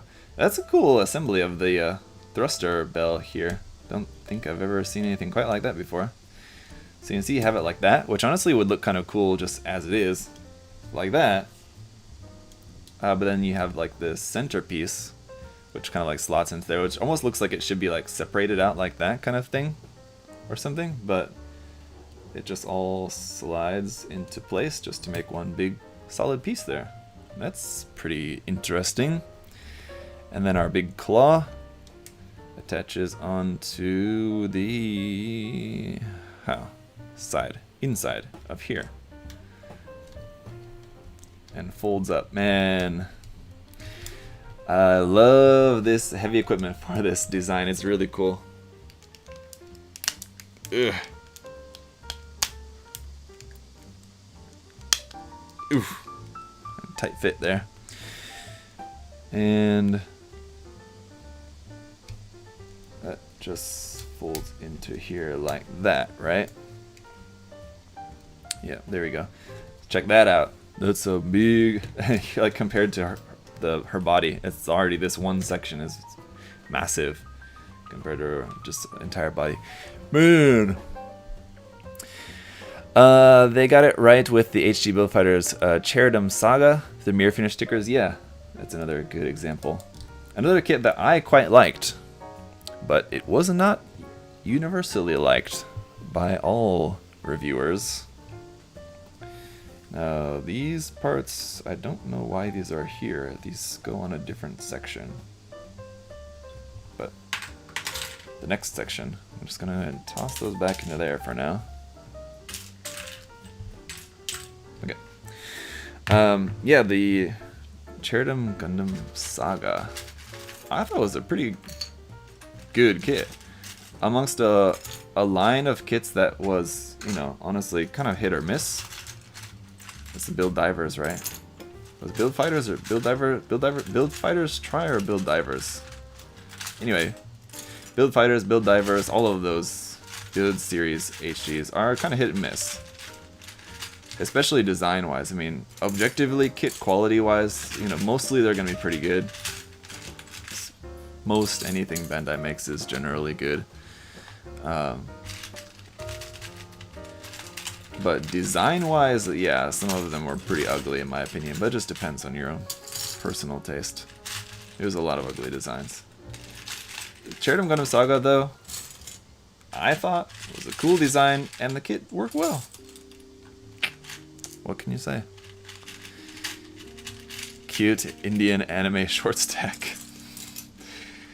I won't be repeating that in the review, but yeah, it's a good summary. It's a good summation of the character design, I guess. Yes, very cute indeed.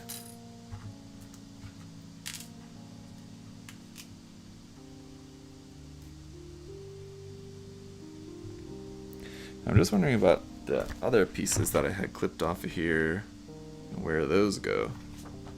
Just want to make sure I didn't miss anything. I did. Shoot.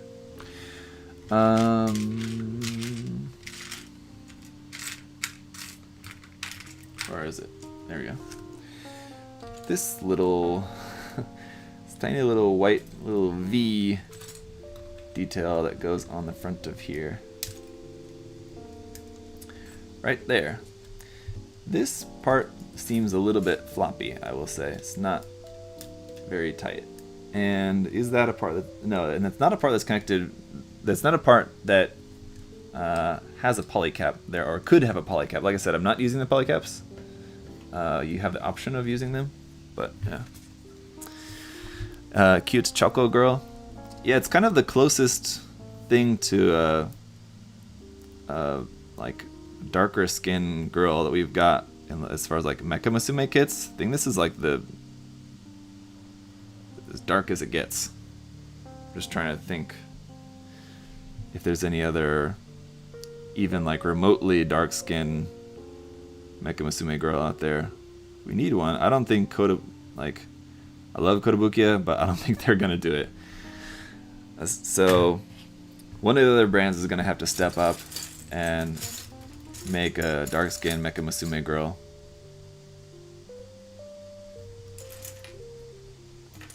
So who's it gonna be? Attack Girl or Aoshima? Is there any like dark skin girls in Macross that Aoshima could make in their VFG line?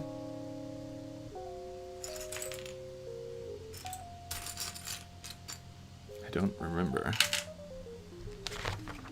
Not that I don't remember, it's that I don't know. I'm not big into Macross. That guy was one of the weakest kits from Battlelog. She's missing a kneecap. Yes, she is missing a kneecap because I'm missing that part. It was not in the kit as far as I can tell. The part was missing from the get-go. And George is here. Hey, George. Let's see. There are a few mercenary talking about the dark skin Macross girls, I think, right? There are a few, but I doubt it. Yeah. It would just be cool if Kotobukiya would just make one, but yeah. Kotobukiya can't even bring themselves to make a thick girl.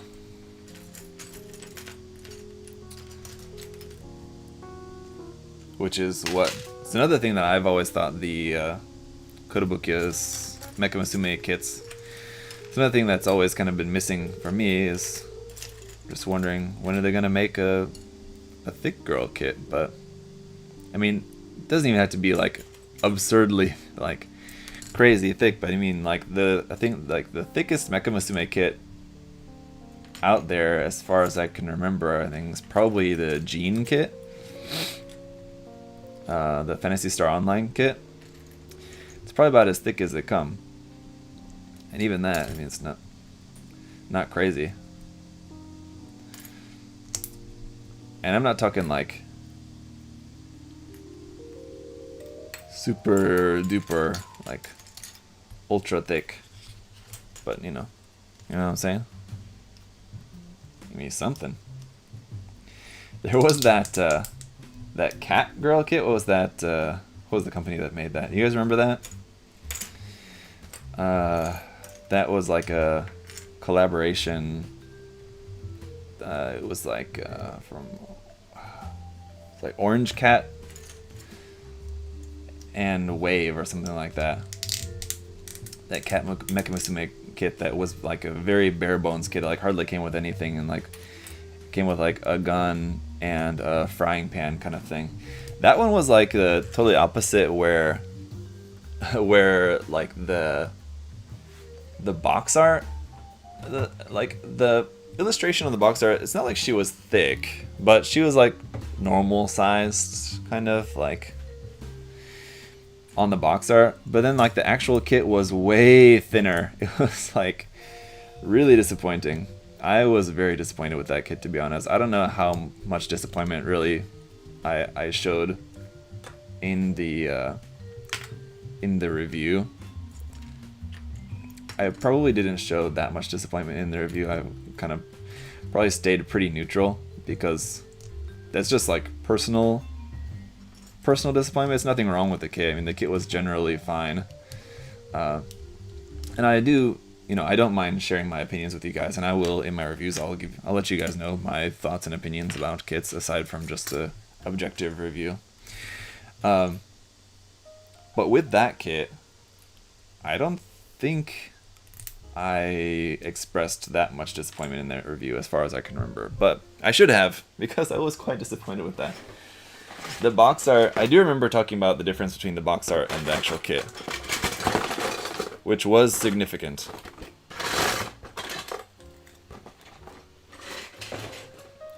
Man, yeah, that kit. The kit was so different from the box art, not even close.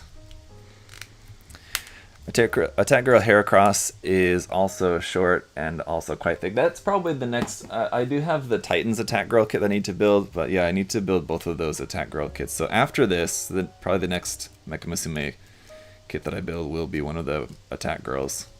And then probably the new Tamamo no Mae Megami device kit. Once that comes, that should be coming pretty shortly. I need to build the base lard, the Frame Arms Girl Megami device base lard kit. So I'm always behind on Mekamusume kits because I have to kind of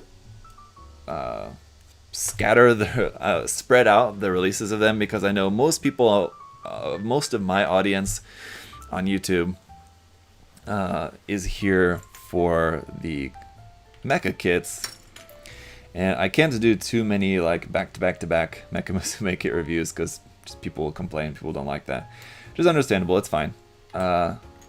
I get that, but that means I have to kind of space them out, and most of the time I'm behind on reviewing those kits is what ends up happening as a result.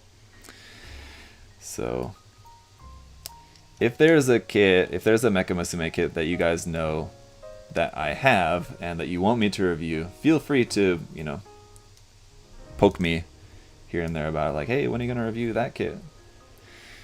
It helps to remind me that, people are waiting to see that, so I will build it.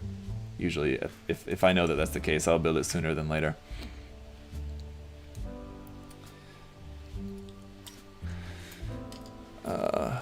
Best Attack Girl kit in your opinion? I'm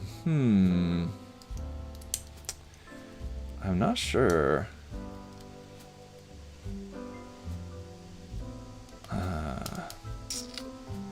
The White Tiger kit was really cool. It's just because there's a lot of part separation with that, a lot of color separation. The design was almost a little bit too busy for me because there was so much of that. I did talk about that in the review, I remember. Yeah, the design bordered on being almost like too much going on.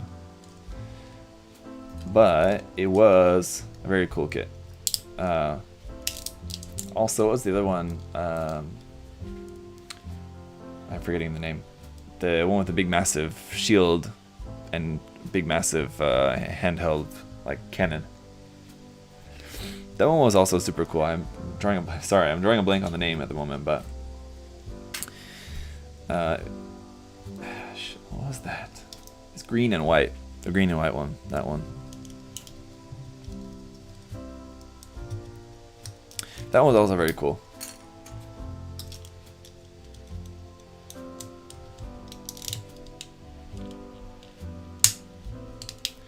Black Tortoise, yes, thank you guys. Yeah, right. I knew it was one of the, it's like one of the mythical beast ones, but all I could think of was White Tiger, which is the one that I just mentioned. Yeah, that wasn't right, but yes. Black Tortoise, yes. Which is weird because the kit's not black at all. There's like not any black on it, but yeah. Attack Girl Turtle Twins are fun. Is that the new red one? I'm not sure what you mean by Turtle Twins.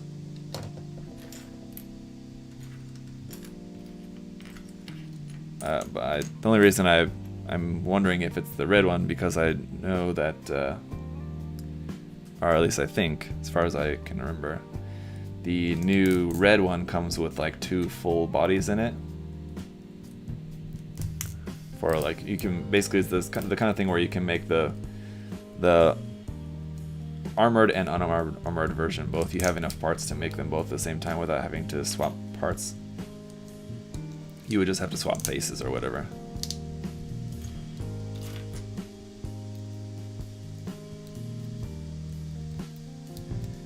And I'm just wondering,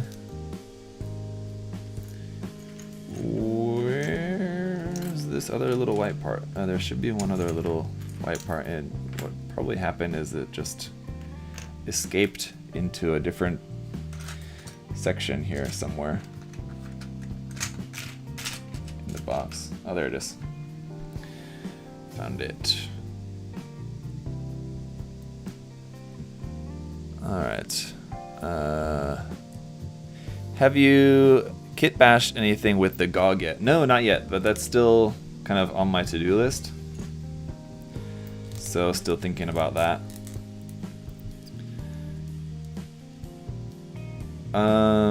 Shoot, wait a minute.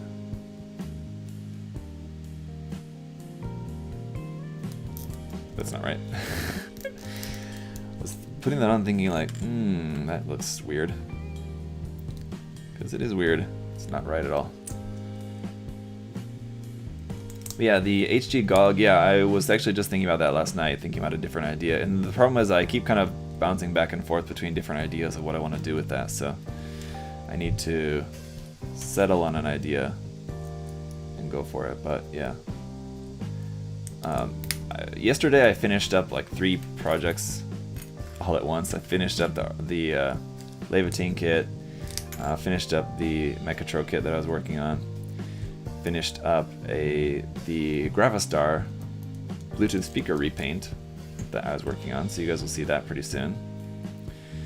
And so yeah, those are all done. Now I'm kind of like on the next wave of projects that I'm hopefully finishing up this week. It's a couple other painting things, and then yeah, maybe working on the GOG pretty soon, hopefully, possibly, ideally. Doing something fun with that.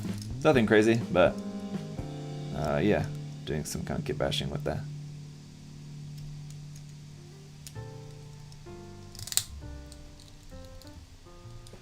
Okay. There we go.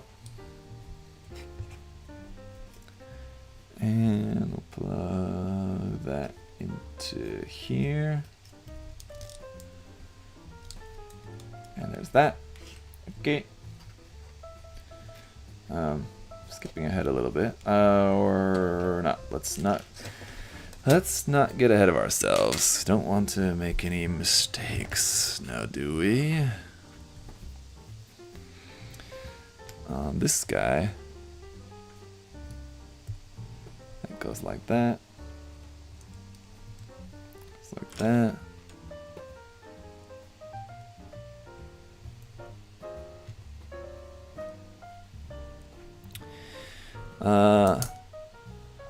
I love the Grimace Zoc. I don't know if I've seen that, but I can imagine you're talking about like the McDonald's character Grimace, custom painted Zoc.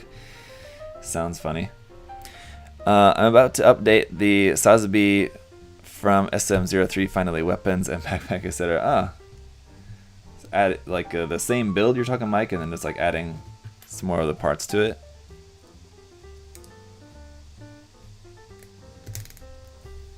That'd be cool. Alright, need to do that.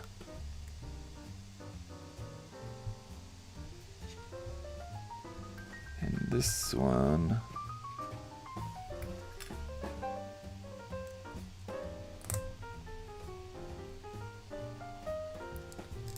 Onto here.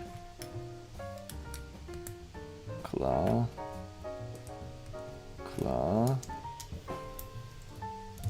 Cover. And we're good. Wow. Final assembly of this section. This will be here. This one goes on the top. This one on the bottom. This one on the back. This one on the end. This one on the top of here. And the top of here. And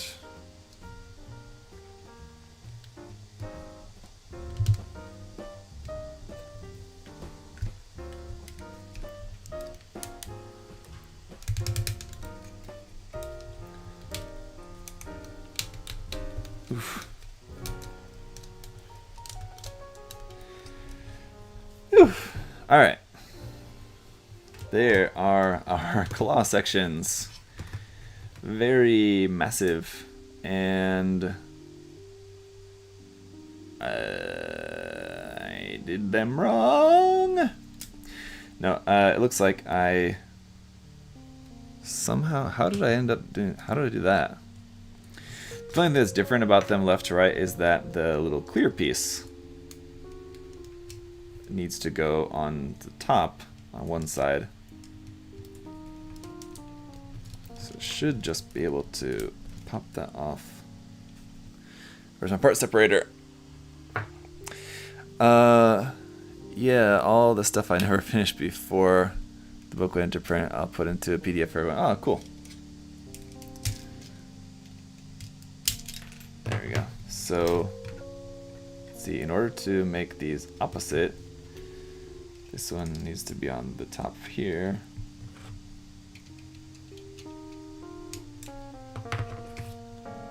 And the bottom would be easier if I take this off. Maybe.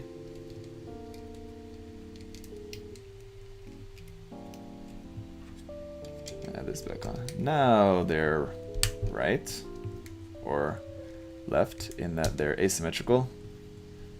Left and right side, that's better.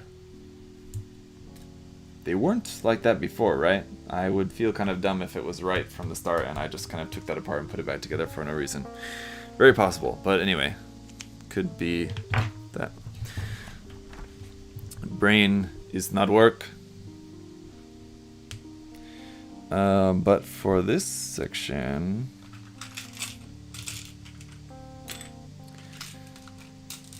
no, this would be these parts here next.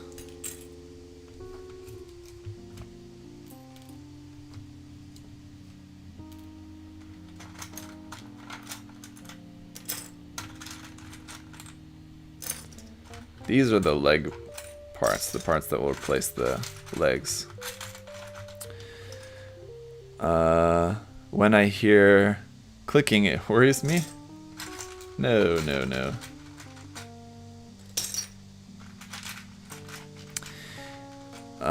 You know, I find I get burnt out on Mecha Girl kits quite fast because they're all very samey.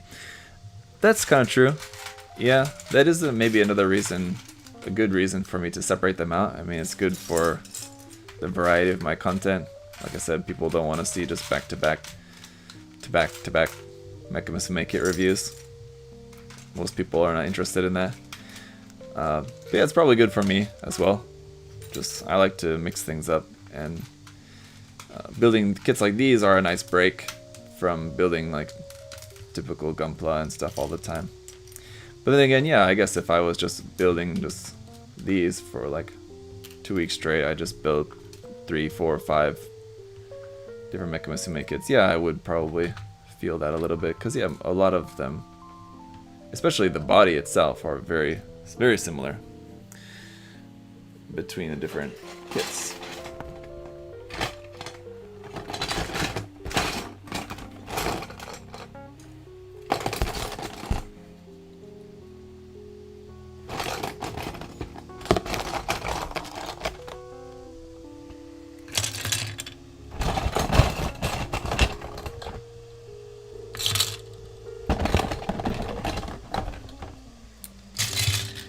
Some of the big parts were just too big to fit in my container there, so I just kept them out to the side separately in the box. So that's what I'm doing now, just taking them all out of the box, because I think I'm going to need some more of these very soon. I don't remember exactly which ones.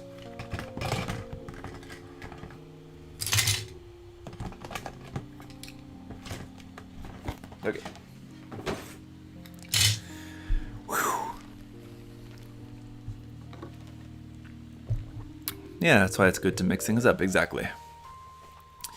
Where's all the mecha dude kits? Seems a little sexist. Yeah, where's anybody? Why isn't any company making the mecha dude kits? Exactly. Not sure how much of a market there would be for those, but I'm sure some people would dig it.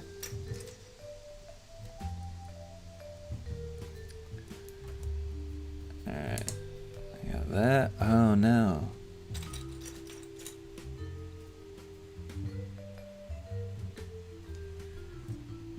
This left and right doesn't matter, right? Correct.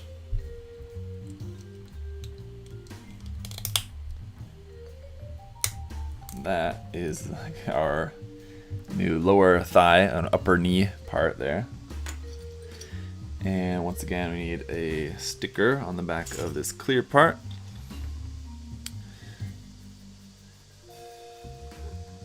Power armor dudes.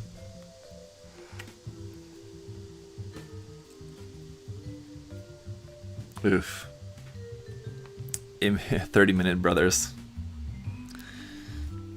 That'll be funny.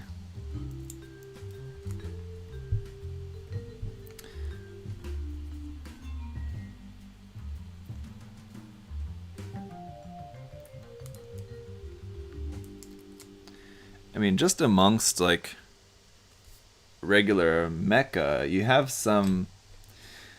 I feel like just most mecha in general is kind of masculine.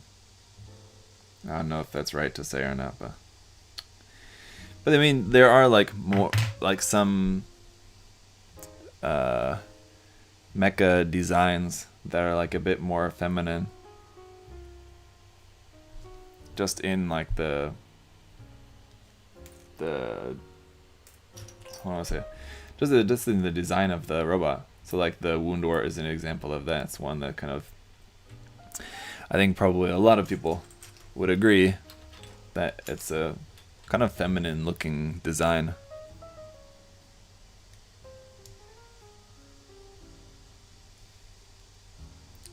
Does this go here or here? It's got two places where it will fit. I'm guessing it goes here. Yes, I think that's right. And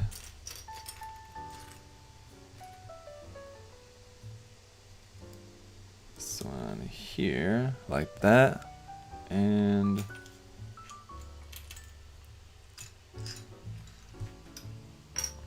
wait, where is it? This one? No, that's not right. This one. That's right.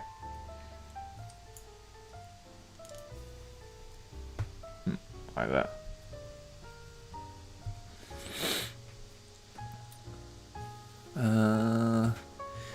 Figurized kits are more guys. Yeah, there's plenty of dudes in the Figurized line. You got like all the Ultraman kits as well. Those are, I mean, Ultraman is a dude, right? Right, exactly. Okay, this one definitely has to be polycap. Okay, well, so we can't go completely without polycaps. There's no plastic part for this one, apparently.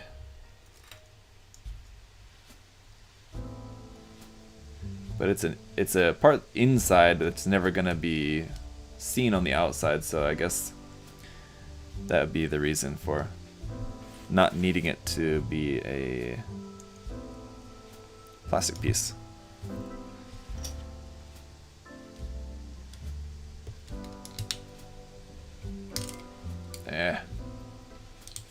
Miss.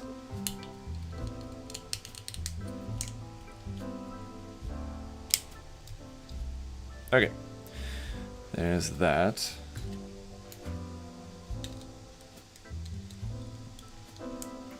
Polinian are figures too. Yeah, Polinian, there's male Polinian characters as well too. Figures, not kits, but yeah. Frame Arms Boys would be should be a thing by now, but Kotobuki didn't want to, I guess. Yeah, I would just assume that there's just not as much demand for Frame Arms Boys. Sorry to say.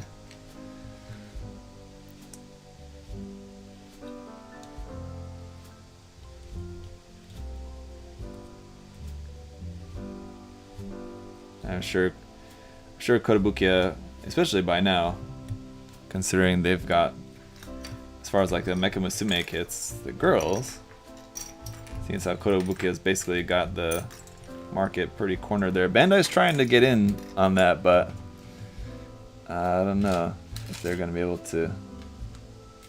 Where is this damn little piece? It's a tiny little piece. Again, I'm thinking that it may have escaped to somewhere else in the box.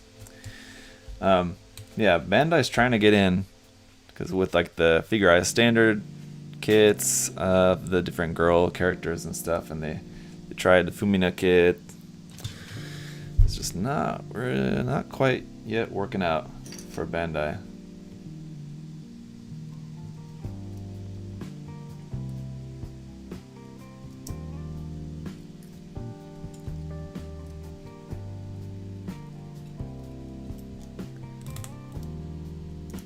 Not too impressed by Dragon Ball kits for this one. Yeah, I'm the same. I've built a couple of the Dragon Ball kits now, or maybe just the one. Maybe Android 18 is the only one that I've built. Actually, now that I come to think of it, I was thinking I had built maybe one other one, but actually I don't think I have. But after building Android 18, which was very similar to building other different kits in the line that I've built, Fumina, and etc. What was that other Build Diver Nami one, which was definitely the best among them. But anyway, point is, yeah, they're just not as good as Kotobukiya kits. And yeah, I was just not really very impressed with the Android 18 kit, which I had high hopes for because I love the character. So I was looking forward to building a kit of Android 18, but was ultimately, yeah, a little bit disappointed.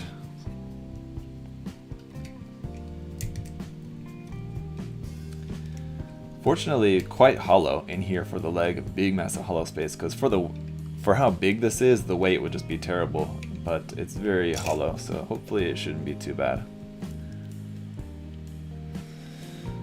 Next up, though, we have this piece, and basically ×4 of this, which then slot down into there, like that. Okay.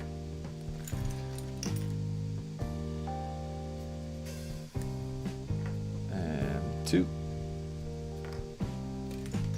And 3. Wait. What's that? The other reason I can think of is you call an automation as she liked the USS Enterprise. I'm not sure what that's talking about, sorry. I think I missed something in the chat there.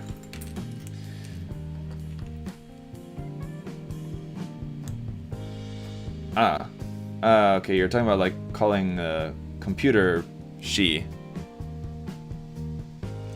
Sorry, I get it now. It kind of clicked, I think, what you were trying to say. Like calling like an AI system she, or like a female AI for like a ship or something. I think I got it. Oh, and we need another polycap here. PC-C, which looks almost identical to PC-A, but okay. That goes on to here. Come on.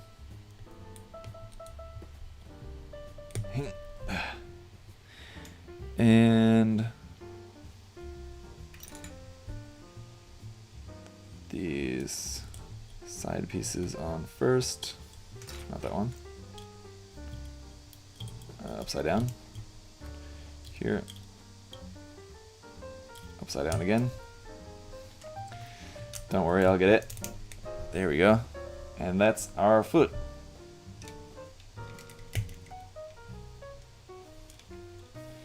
There you have it. Which the toes do spread out a little bit, but not enough to like actually stand flat. So that's gonna be really all there is to it. Oh, but wait. We have to add this little piece here on the side.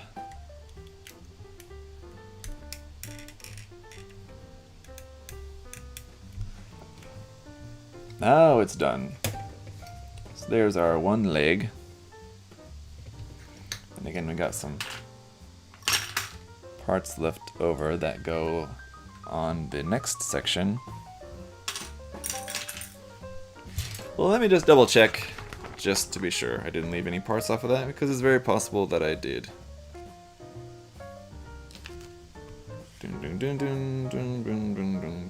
Nope. I think I got everything. Okay, good.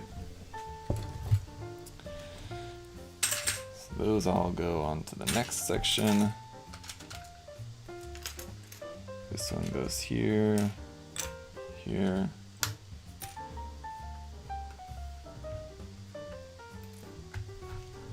Here. Alright. She do be having some elephant feet though. Yep. Yeah, the Ganesha armor is elephant based. Ah! Yes, that makes sense, I guess. I don't think I really realized that before, but that totally makes sense.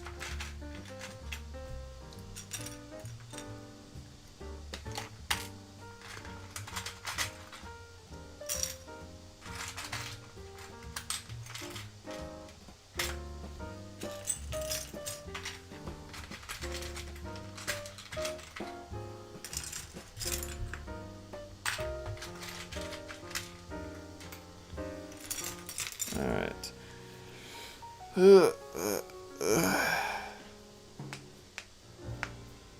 Dang, that one small piece. Yeah, it's crazy building like this. You have such huge pieces like this, and then such teeny tiny pieces like this. Or even smaller, I guess, sort of, a little bit. Like that, kind of.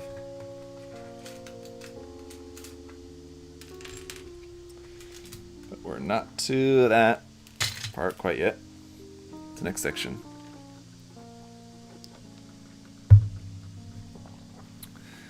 Are the PC of Megami same as Gunpla? What makes different? The polycaps. They do seem to be a little bit more hard than normal Gundam polycaps, I will say. But generally, yes, the same. I mean, they work the same way, and I'm sure are also made of the same type polypropylene plastic, I think is right. Is that correct?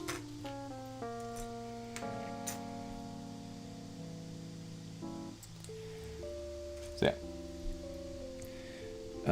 As far as I know, I think you would equally have a hard time getting paint to stick to Kurobukia polycaps.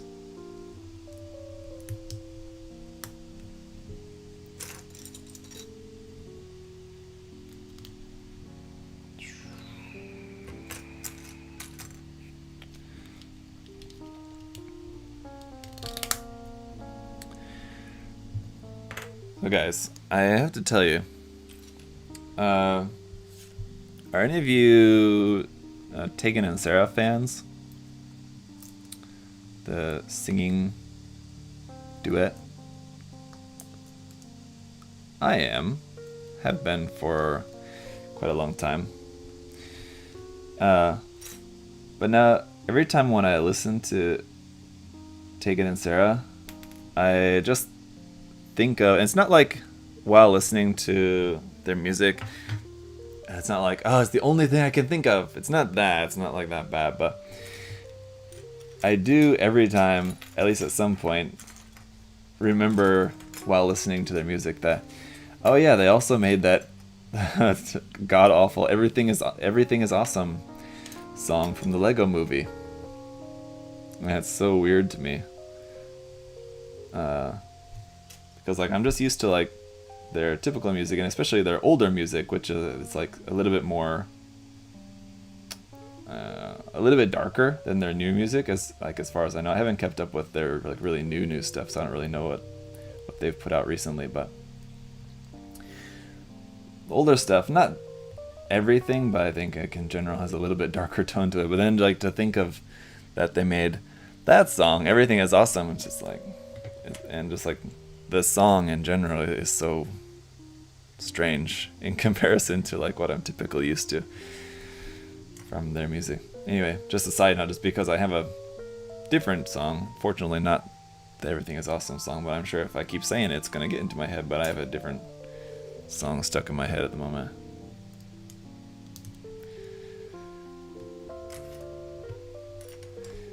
Very weird. Where is this piece? Well, sidetrack. I'm just gonna do this.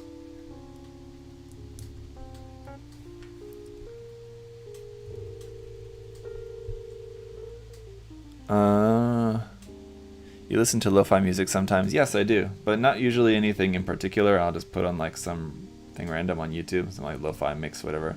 I don't like know any particular lo-fi artists, I don't think.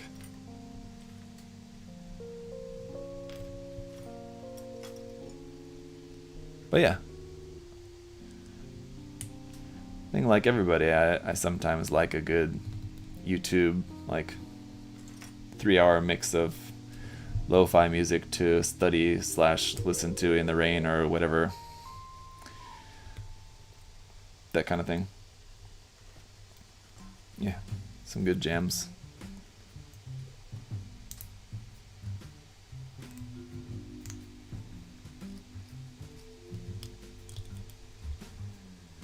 And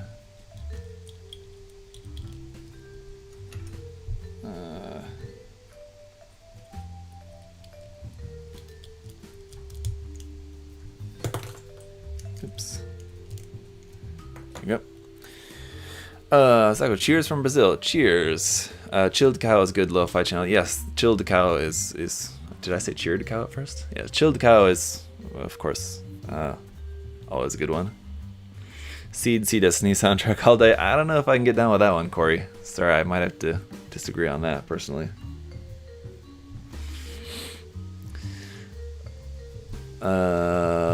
Let me see. There's another music-related question I see that I missed there.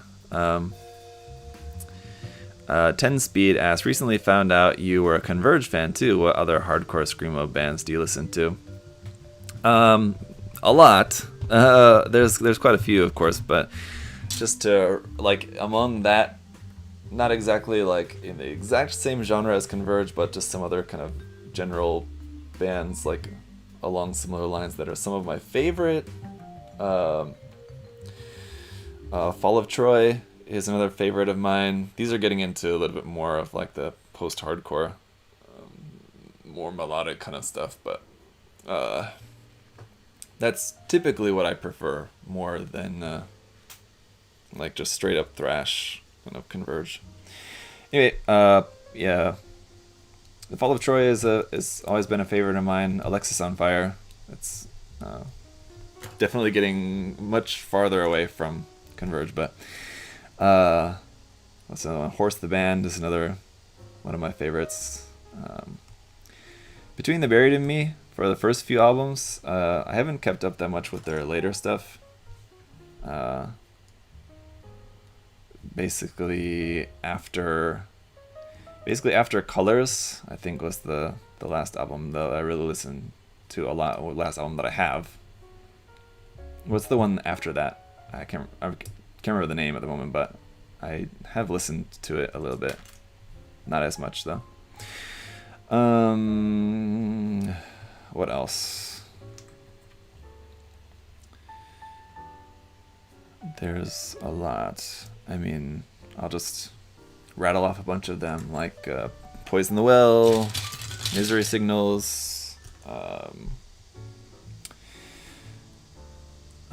Fear Before the March of Flames, or later Fear Before. It's another good one. These Arms Are Snakes, another good one. Blood Brothers, that's like also another kind of bouncing around the kind of different sort of subgenres, but just to, I don't know, name a few that come to mind. Yeah, Garrett said Godspeed. Yeah, Godspeed I do like. It's not one that I listen to all that much though, to be honest. I like that kind of music, like Godspeed or like Mogwai or that kind of stuff. Is good for me from time to time, but I don't really listen to that very often. If I had like a favorite, like sort of purely instrumental band, like sort of along those lines, it would definitely be Mono, the Japanese band. Love Mono.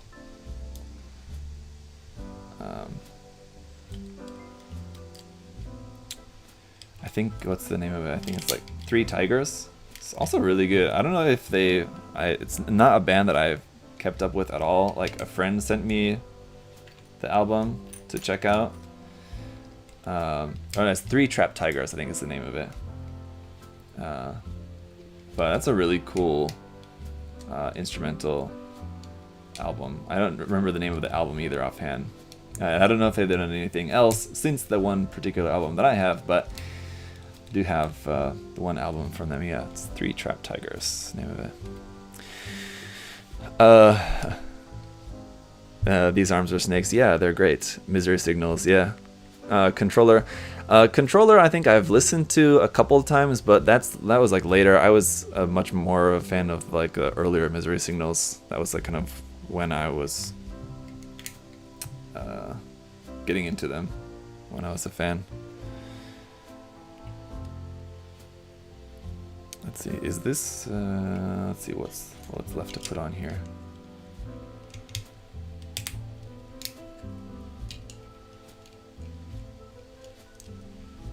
And also, shoot, another really cool band that I'm drawing a blank. See, this happens when you just have so much. It's like the paradox of like having too many options and then being unable to choose. It's like having like 700 cable TV channels and not being able to find anything to watch. It's when you have a ton of music and you're just trying to think of, okay, well, what are some that I could. This Will Destroy You is my favorite post-rock band, I think. I'm familiar. Yes, I've not listened to that much though, but I am familiar with that.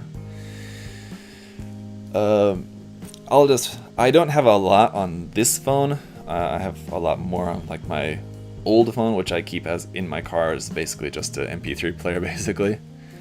But I'll just rattle off some favorites here. All Shall Perish is another one. As Cities Burn, older As Cities Burn. As I Lay Dying, like the first couple albums, As I Lay Dying, I know they're like still around, but I haven't kept up with them at all. At All Cost, another great one for those of you guys. I think they were like much more well known in the Midwest. I believe I think they were a Midwest band. But At All Cost, if any of you guys know At All Cost, love At All Cost. August Burns Red was pretty good. I know they've also made newer stuff that I haven't been following, but older August Burns Red. Beloved. Beloved is great. Gotta love Beloved. That Beloved album, Failure On, that album is like one of those, like that era of like post-hardcore. Some albums hold up better than others, like still today, but man, that Beloved album, Failure On, holds up so well. I still love that album. That's so good.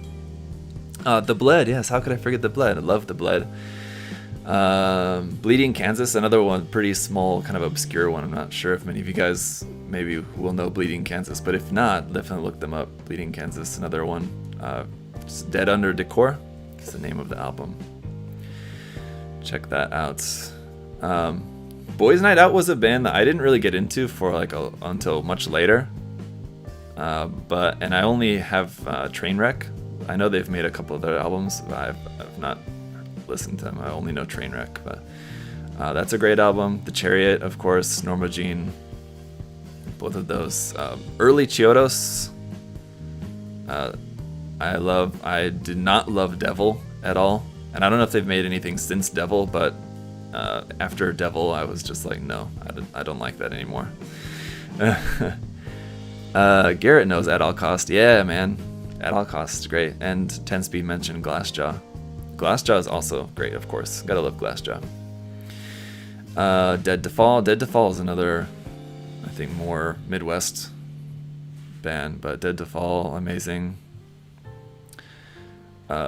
Devil Wears Prada, another band that blew up. I know they're still around as well, but I have not listened to their more recent stuff.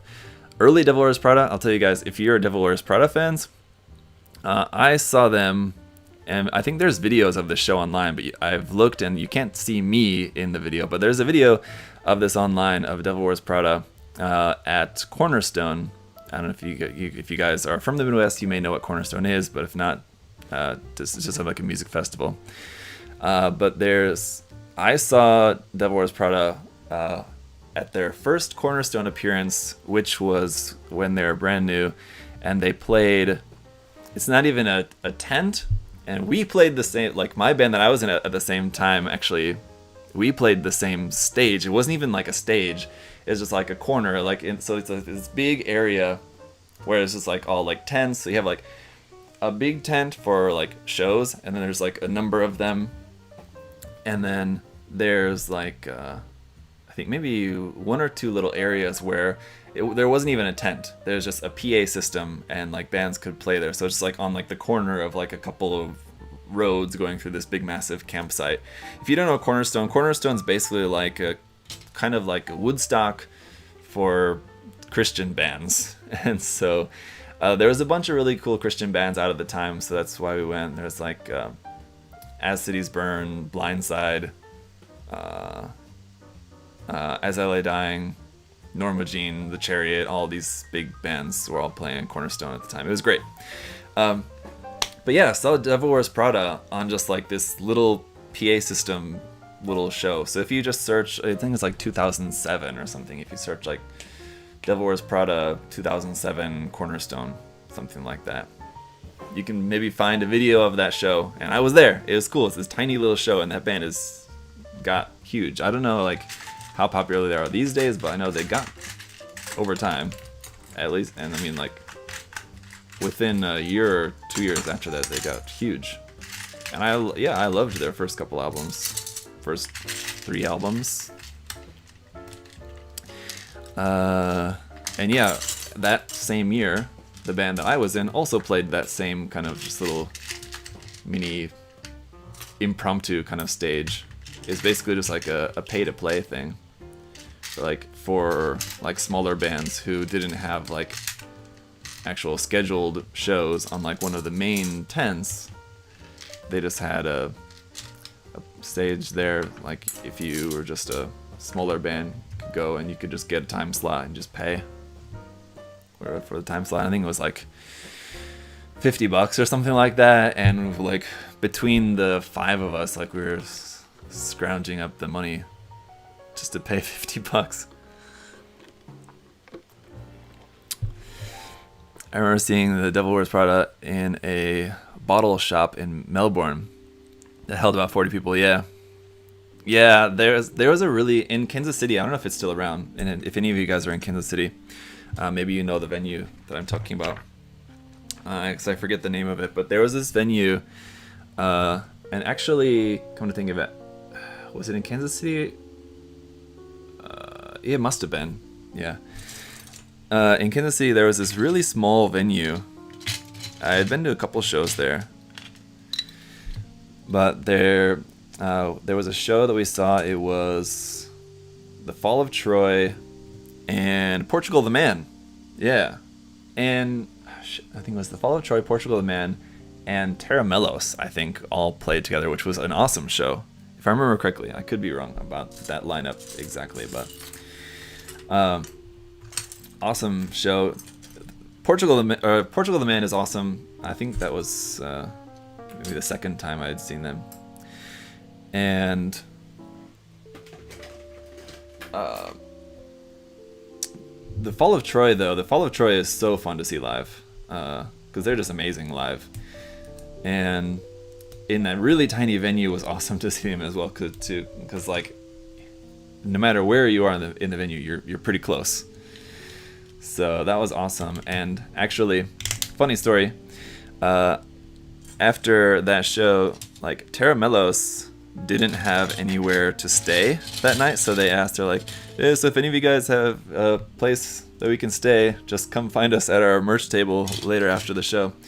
So we did. Me and two of my friends were there. We were roommates. The three of us had an apartment together, and we were like, "Yeah, you can stay at our place, but we got school tomorrow." It was like the last day of summer vacation. And like I had our first day of class was like the next day, so we're like, yeah, you can stay at our place, but like we have to get up early because we have class in the morning. And like, okay, yeah, well, we don't have anything else, so okay. So like it was awesome, like we got to hang out with them a little bit, but like at the same time it just was sucked because like it's an awesome chance to hang out with a really cool band, but like we couldn't like actually party because we had to get up early in the morning, and like we had felt bad kicking them out at like 8 in the morning because we all had to get up and go to class. We couldn't just like let them just stay in our apartment. So it was very cool, but also kind of unfortunate experience like at the same time. But that was funny. Terra Melos is also a really cool instrumental band.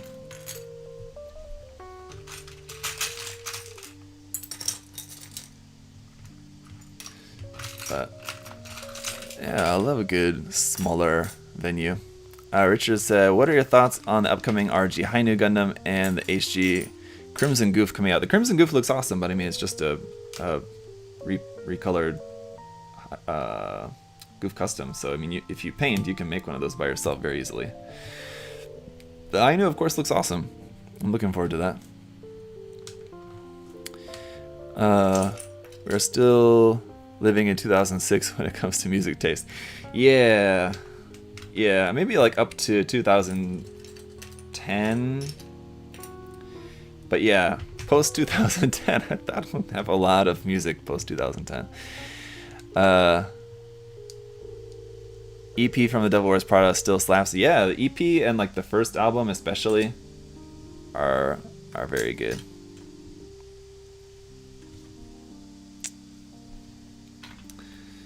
Yep, definitely.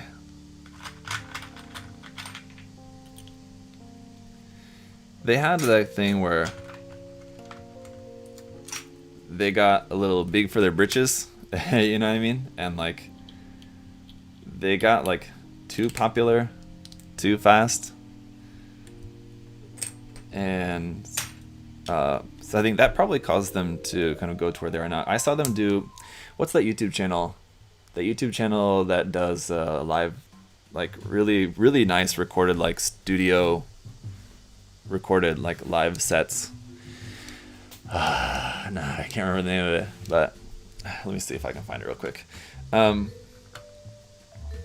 I'd seen one of the Devil Wears Prada where they were talking about how they don't like playing their older stuff anymore because they think it's like kind of cringy, which is unfortunate. It just kind of sucks. Like I get the feeling, like I get the sentiment how like they've grown and they've matured and they want to play a more mature style of music, and like their old stuff is kind of like that typical kind of like screamo post-hardcore kind of like fun, not that serious, not that like in-depth. I get the sentiment, but at the same time, like the old songs are classic and like they're fun. Like what's wrong with just playing them just for fun? Yeah, Audio Tree, that's what it is. Thank you. Like, save me the trouble of searching for that. Here it is. Yeah, Audio Tree. I found that through finding the As Cities Burn performance on Audio Tree, which I enjoyed a lot more. So if you guys are fans of As Cities Burn, check out the As Cities Burn full session there on Audio Tree. It was very good. I have to watch that again after this, actually. I'm going to listen to that. It's really good. Anyway. Yes, let's try to finish this build sometime today. Would be good. I expected this was going to take a while, but it's going to be quite a long one. I was supposed to put this piece in first.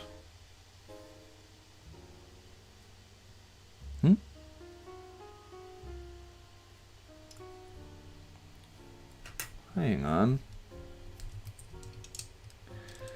I think I can just wedge it in there, but I'll do one of these. As for newer post-rock stuff, check out Covet. I've heard the name. I think one of my friends mentioned Covet to me once before, but I've not ever listened to it, yeah.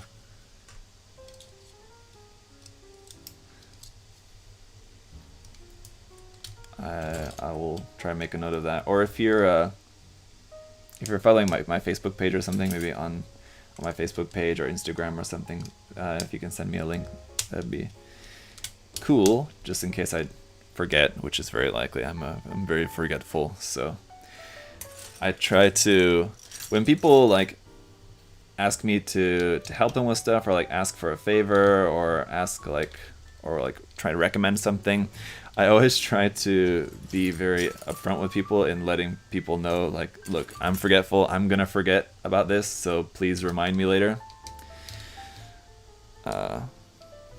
It's like when people ask me to help with stuff or whatever. So yeah, 10 speed. If you send me a link or something, it'll be much more likely that I will remember to check that out.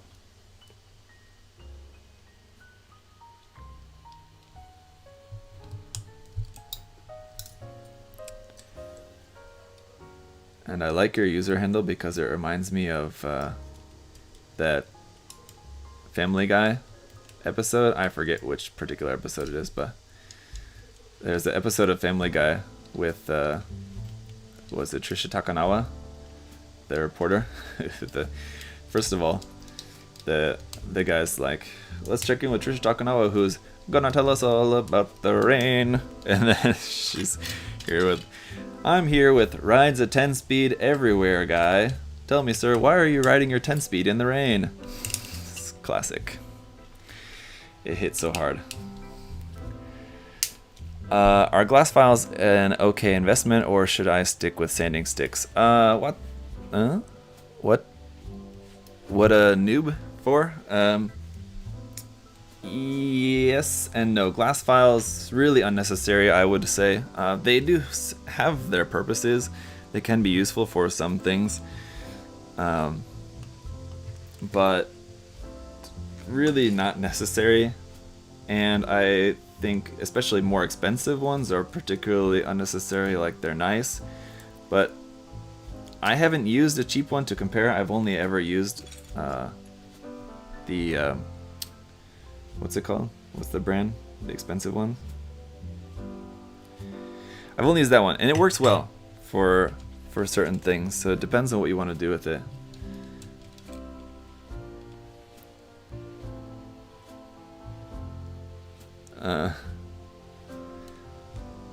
But people say that the cheaper options work well. I don't know that from first-hand experience if the cheaper options work just as well or not, but there are cheaper options. Yeah, Razer, that's what it is. Thank you, Max Ross. I couldn't remember that. Yeah, from my experience using the Razer one, like, it's nice and it has uses. Based on what I've heard, there's cheaper options. I couldn't say if they do work exactly as well or not.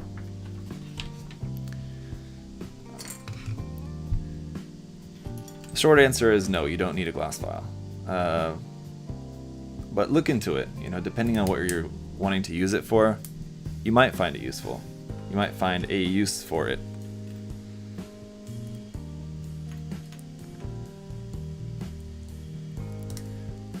Your wife works at a salon, just go borrow a couple of her glass files. Yes, that's true. She does. And I could do that.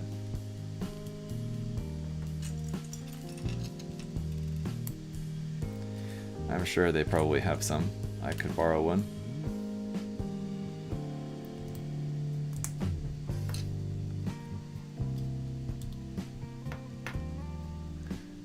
What did you say?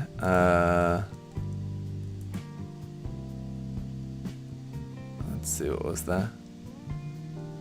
Hello from Canada. Also, are you aware that they're producing an Alice Gear Aegis OVA with different endings with the upcoming model kits with codes? No, I did not know about that. I don't know about any, like, I don't play the game or watch any anime or manga or anything else. I don't think there's a manga, but any anime or anything related to Alice Gear Aegis. Just the models. That's all there is for me.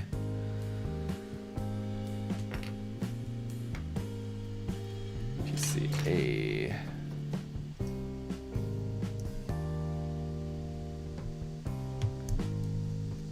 Wait. Here.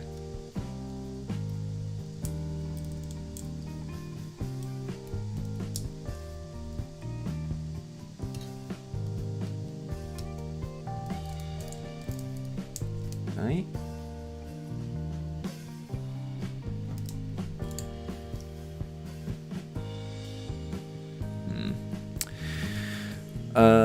Let's see. All right. Was thinking of picking up a cheap one for like $4 to $7 for straight builds. The display one. I mean, if you can get a cheap glass file, then I mean, yeah, maybe might as well just pick one up and try it, see how you like it. From my experience, I wouldn't really bother using one for just like a normal build, but I think they can be quite useful for clear color kits or just clear kits. So, especially if you're building one of those, then I think a glass file would definitely be a good way to go. But assuming that it's not a clear kit, I mean, just kind of normal methods of nub removal should work totally fine. There, this one, what's going on with this? Oh. Wondering why these parts are like kind of extra tight fitting on here. I think I didn't have something not pushed together all the way or something, or what? What's the deal? Let's try this side. Huh?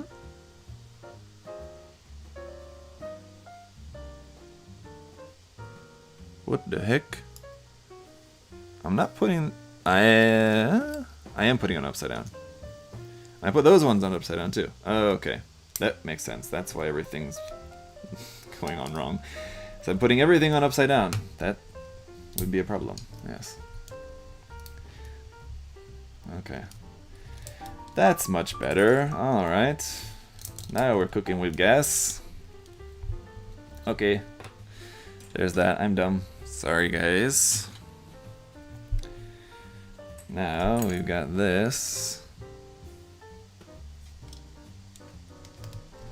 right here, and that right there.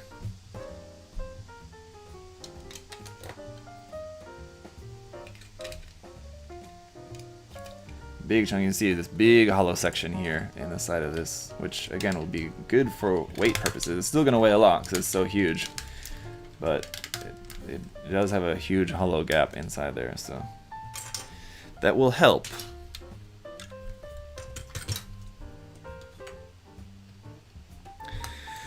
Hang on. Okay. Oh, phew. I thought I missed a piece, like a very important internal piece there, but not. That's good. I was thinking I was gonna have to do a lot of disassembly there.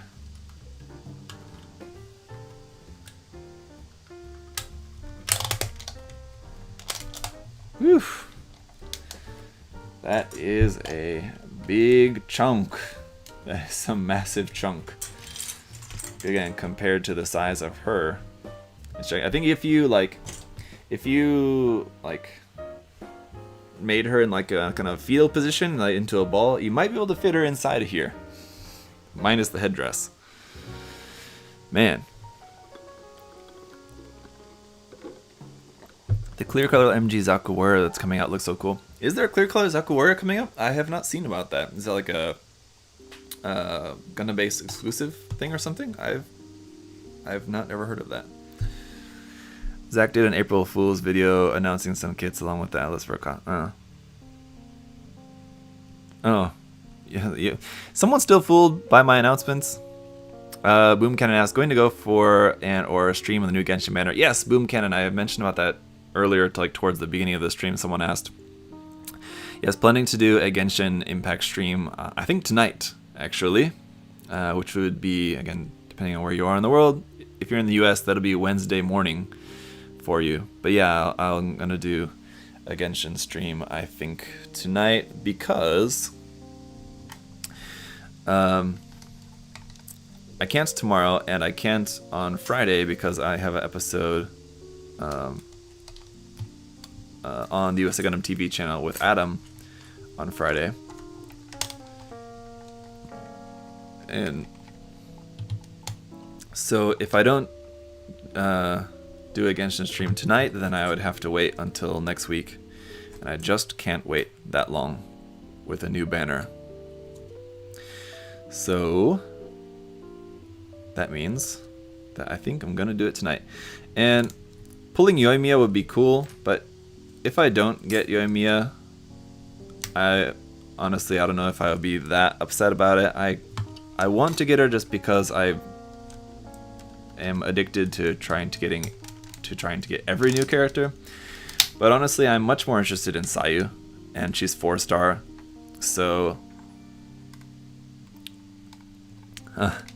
Mercenary said, I wasn't fooled one bit. And Mike said, still waiting for that new Devil Gundam release. Yes.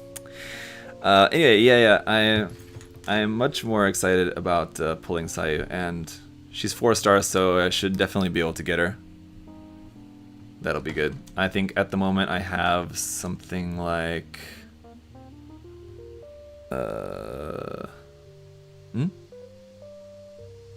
what the? Huh? Hang on. Okay. Huh?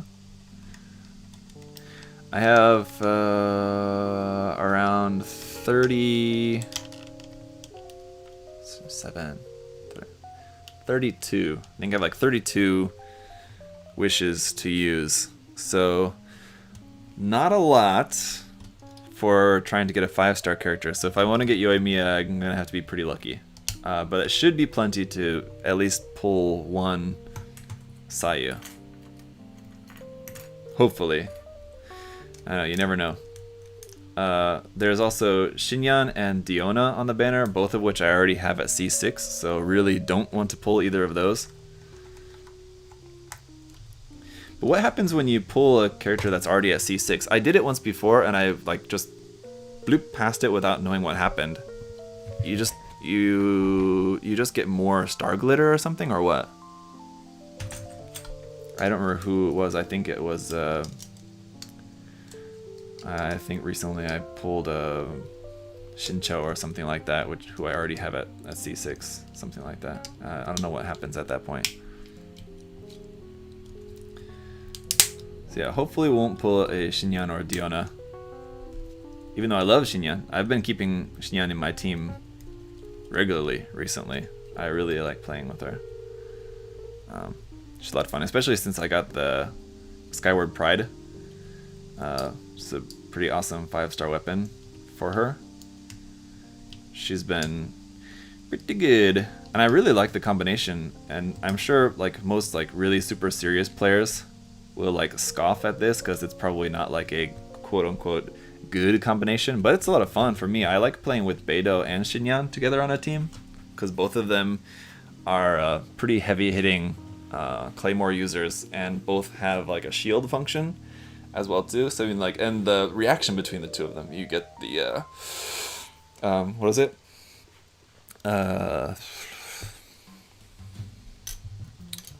Why am I thinking? Why am I like drawing a blank? Overcharge? That's not right. What is it? Supercharged? No. What is it? What's the electro-pyro reaction? Anyway, yes, you get electro-pyro reactions using the two of them. Overload, that's what it is. Thank you. God dang.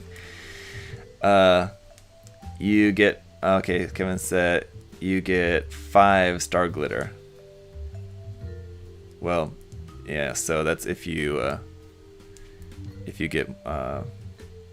if you pull a character that you already have a C6.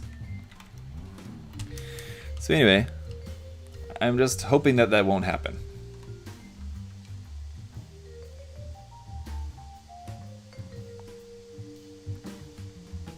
Did I miss something here?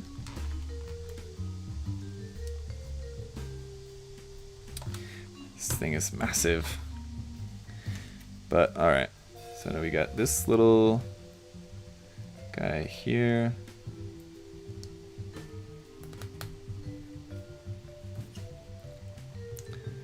And this onto there.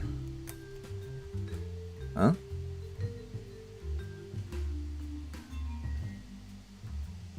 What? Hang on. What? Hang on. Huh? What the? Huh? What? Ah! Shh. Damn it. Whew. Glad that came apart easily. There was no way to plug in this part to there. Thinking like, what's going on? Because I missed this part. That's why. That's better. They call me Supercharged Superfly. Do they, Mike? That's neat. Oh. Just not gonna plug into there, huh?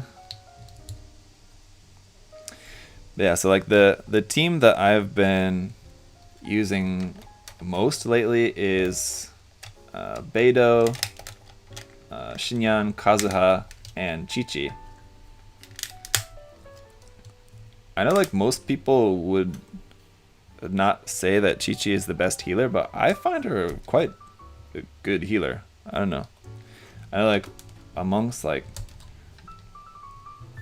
best healers ranked, I don't know how well Chi-Chi is usually stacked, but I think probably not as high as people. I know a lot of people love Bennett for a healer, but like Bennett does heal pretty fast once you get his burst, but you gotta get the burst first. Like Chi-Chi can just like heal very quickly a lot. Yeah, Kevin said Chi-Chi actually is the best healer.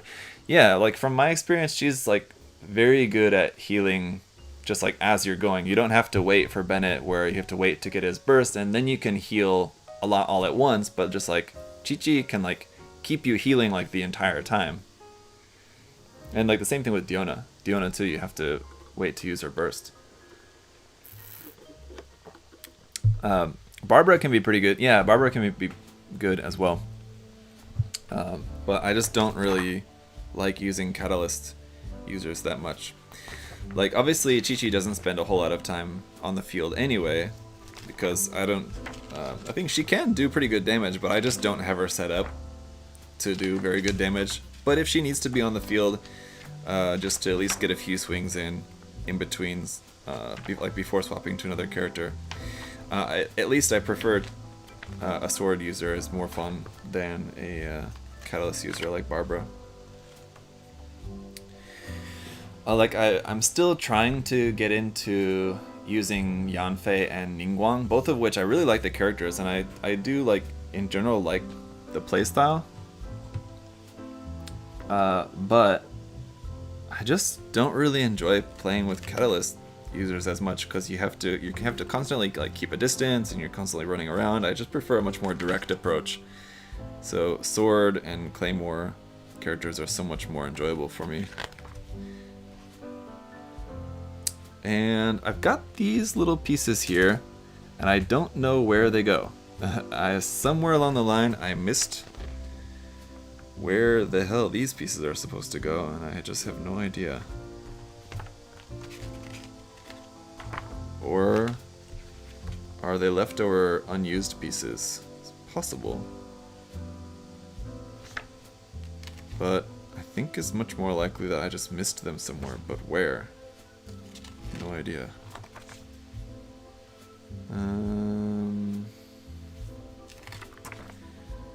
What the hell?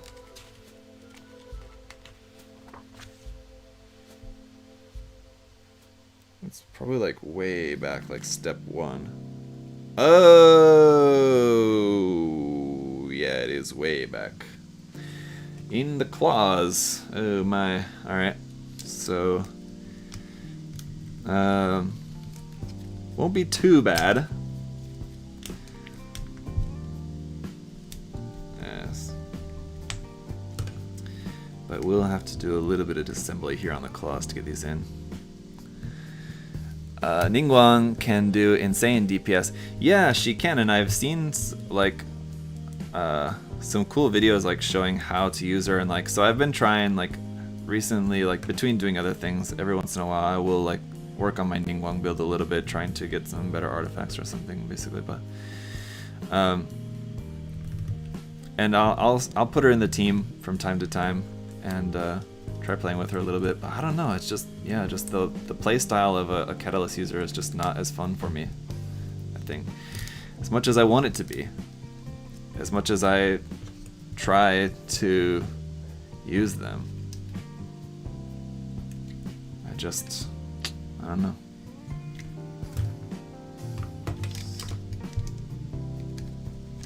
Yanfei as well. Yanfei is also seems like a lot of fun, and I like her like animation style, like her attack animations and things like that. Really fun. The way she's like bouncing around and shooting the flames and everything. It's cool, but for whatever reason, I don't know. Yeah, I think, like I said, it just comes down to the fact that, yeah, I just prefer a more direct attack style.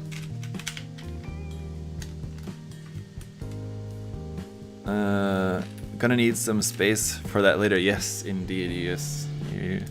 This is a kit that you definitely need some space for.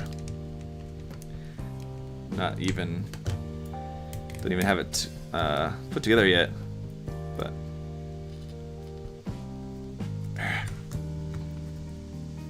come off.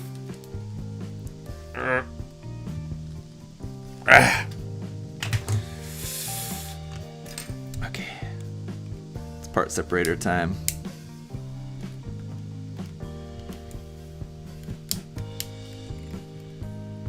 You're gonna come off now or what?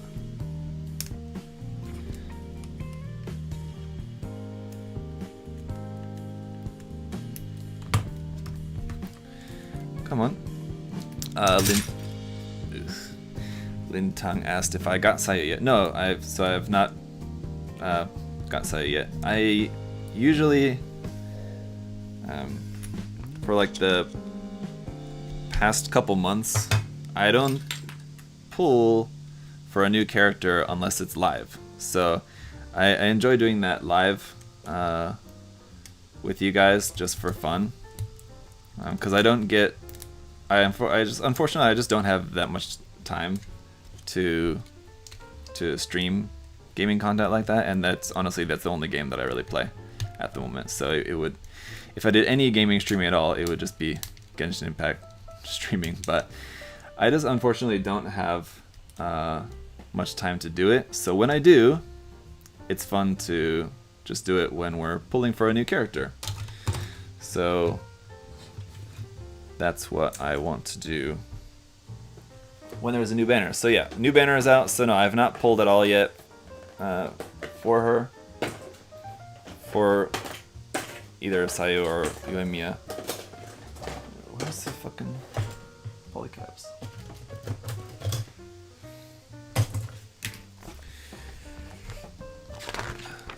Because I like having that fun experience with you guys live. Ling Tang said, I skipped 2 banners already, save up for the ride in Shogun. Yes. See, for me, when it comes to 5-star characters, I don't care about getting constellations, really. If I just get one, I'll be happy with that. Just being a free-to-play player, generally, mostly a free-to-play player, I'm not gonna wail for any character. Like, I would just like to just get the character, and then the constellations, you know. I have a couple of constellations on a couple of 5-star characters, but that's all. Like D-Luke, I have on like C2, and Kaching, things like C1. I think that's it. Mike Weir Play said, "Hi, hope you're well. First time catching your live stream. We've been watching on YouTube for a while. Great to see a Megami build. I love these kits and Megami device. Bullet Knights Lancer recently built that." Okay, yes, the Bullet Knights kits are very cool. Definitely. So thank you for watching. Glad you're able to catch a live stream. Constellation is not worth it for free to play. Yeah, for the 5-star characters. I mean, 4 stars. I have a number of 4-star characters at pretty high constellations, or even C6, like Beidou, Xinyan, Diona C6, Shinchu C6, Shinchou. Ningguang, I think, is like C5. Yanfei is newer, so I think Yanfei is only like C1 or C2, pretty low. But yeah, a bunch of the other ones. Barbara is also C6, if I remember correctly. Yeah, because then she gets her revival ability at C6, right? Yeah, so I got that. But again, it's just something that I just don't really take advantage of, because it can be a helpful ability, but honestly, just Barbara's C6 ability to revive compared to just using a fried egg, it's like, I don't know. I don't remember offhand what's the HP percent you have, like, upon revival from Barbara's ability, but I'm sure it's probably more than the fried egg. But it could be good in a pinch, I guess. Just not that useful for me. What's your favorite model kit of all time? I just don't really have one. You could play Zone of Enders. I have played Zone of Enders in the past, but yeah, not anytime recently.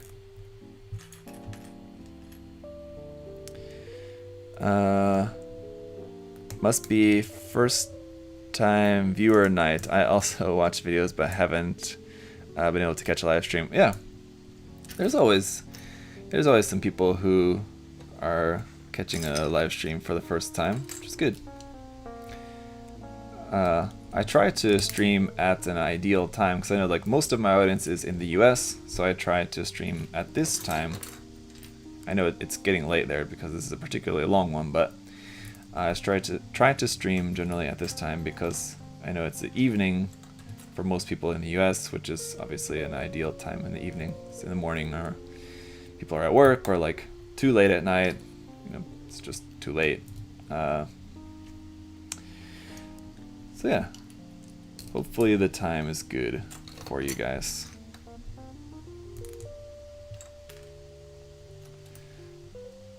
And it works out for me because I'm free in the morning, or free, I guess, in the sense that this is my job to do this, so I have to do it like at some point during the day, and so might as well do it in the morning, right? That makes sense. It's only 8:30 p.m. on the West Coast. Yeah, on the West Coast, that's good. Alright. I'm prepping a hyper bazooka for paint. Oof.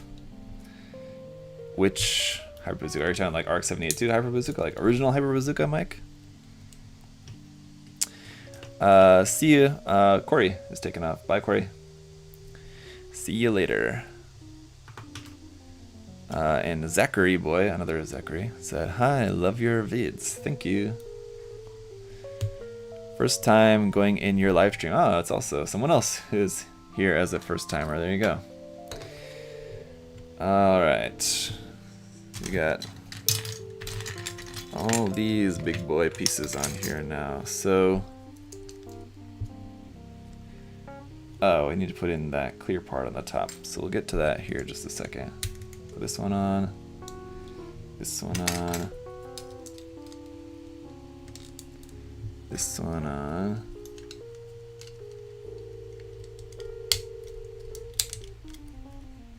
That. Now let's go back to that clear part.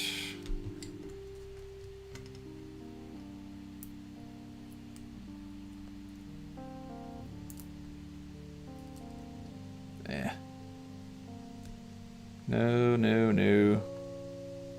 Come on. Yeah. Get off there, will you? Ish.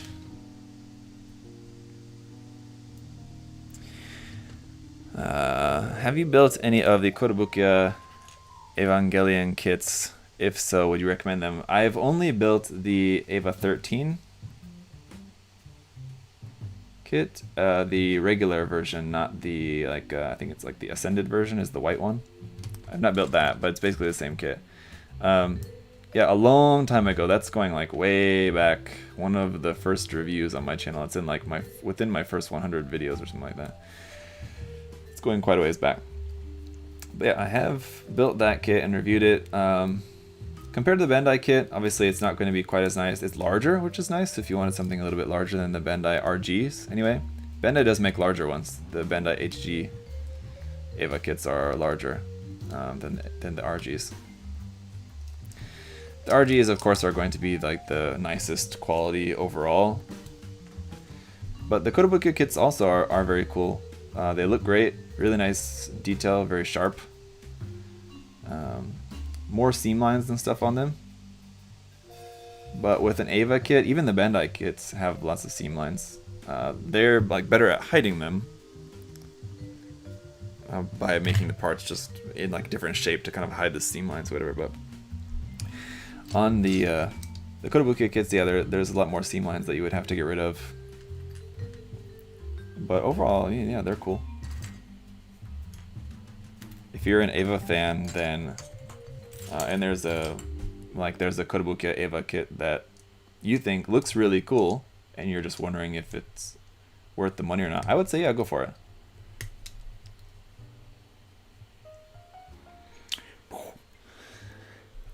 D'Angelo, thank you for the super chat there. Double super chat today. It's an extra long stream, so thank you. Bit random, but do you prefer red or white kimchi? Definitely white kimchi. Just because I can't handle spicy food very well. Like eating it, I can handle, like fine. If it's too spicy, I just don't like to eat it. I just don't enjoy it, like, because you eat something really spicy and then your mouth's on fire, and then like, so you want to eat something else that's not spicy, but most of the food is hot. I mean, like temperature-wise hot. Anything you eat, even just like hot rice. Just you try eating rice because it's very bland, so you think, oh, that'll make some of like the spicy heat go away. But then, no, it's just hot and just makes it just like, it's like fanning the flames in your mouth by putting like temperature hot food into your mouth. It's like burning from spicy hot food that you just ate. Anyway, I don't like that, but like mildly spicy stuff I can eat fine. Like I used to really enjoy kimchi jjigae and other things, stuff like along those lines. But these days I just can't eat like even like kind of mildly spicy stuff. It just gives me a stomach ache. So I don't know. I think like I have like a stomach ulcer or something wrong with my stomach. I don't know. But yeah, so I definitely like I do eat regular like red kimchi from time to time, but mostly, yeah, if I eat any kimchi at all, it's usually baked kimchi or yeah, white kimchi. It's much more common that I eat that. I had some last night.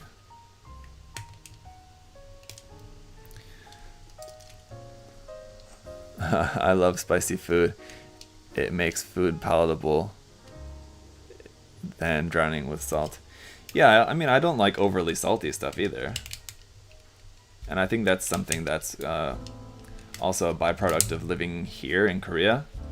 I think my tolerance for salt has gone down, where like I think generally like as Americans, like it's pretty normal to eat like quite salty stuff, not like all the time, but I mean like you have some foods sometimes that are like pretty salty.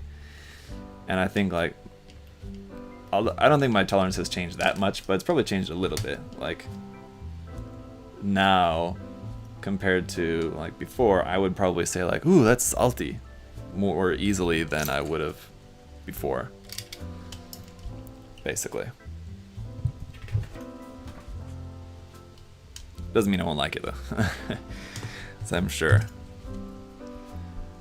I still love that salt. But yeah, there is definitely such a thing as too salty.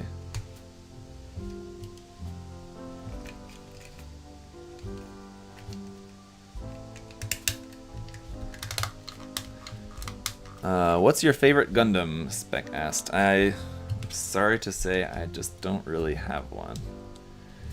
I just don't really do favorites in general. Like I don't really like favorite Gundam, favorite model kit, favorite color, favorite food. I just don't really do favorites.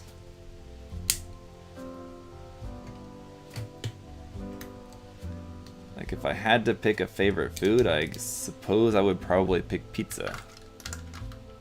But apparently, like according to some Facebook posts that I've seen, like liking pizza as your favorite food is like makes you a child or something apparently. It's not sophisticated to like pizza as your favorite food.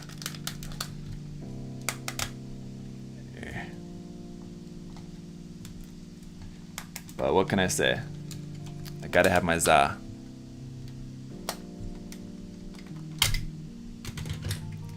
And this piece has got to go in there.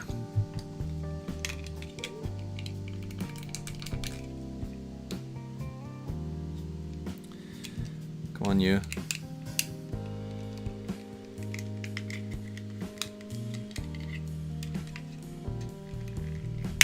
There we go.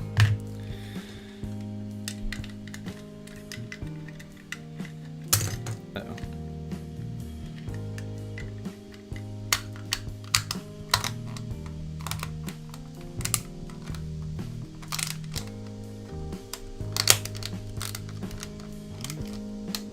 Oof, that is some massive crunch going on there. Pizza is great, especially when it has exotic toppings on it. Yeah, and certainly, you know, here in Korea is known for exotic toppings on pizza. Honestly, not that exotic, in my opinion. Like, there's like a whole meme of like people thinking that it's like weird to have like corn on pizza. I've heard like a lot of foreigners, like when they come to Korea, they're like so weirded out by the whole corn on pizza thing. It's super good. Like, it's corn, it's pizza. Corn is great. Pizza, good. Oh, I messed that one up. Corn, good. Pizza, good. A little classic Friends reference there for you guys. But yeah, the whole corn and pizza thing, that's something, it's a Japan thing as well. And mayonnaise on pizza, you guys may have heard that. That's also a Japan, Korea thing. Also good. I mean, I'll admit it. I like it.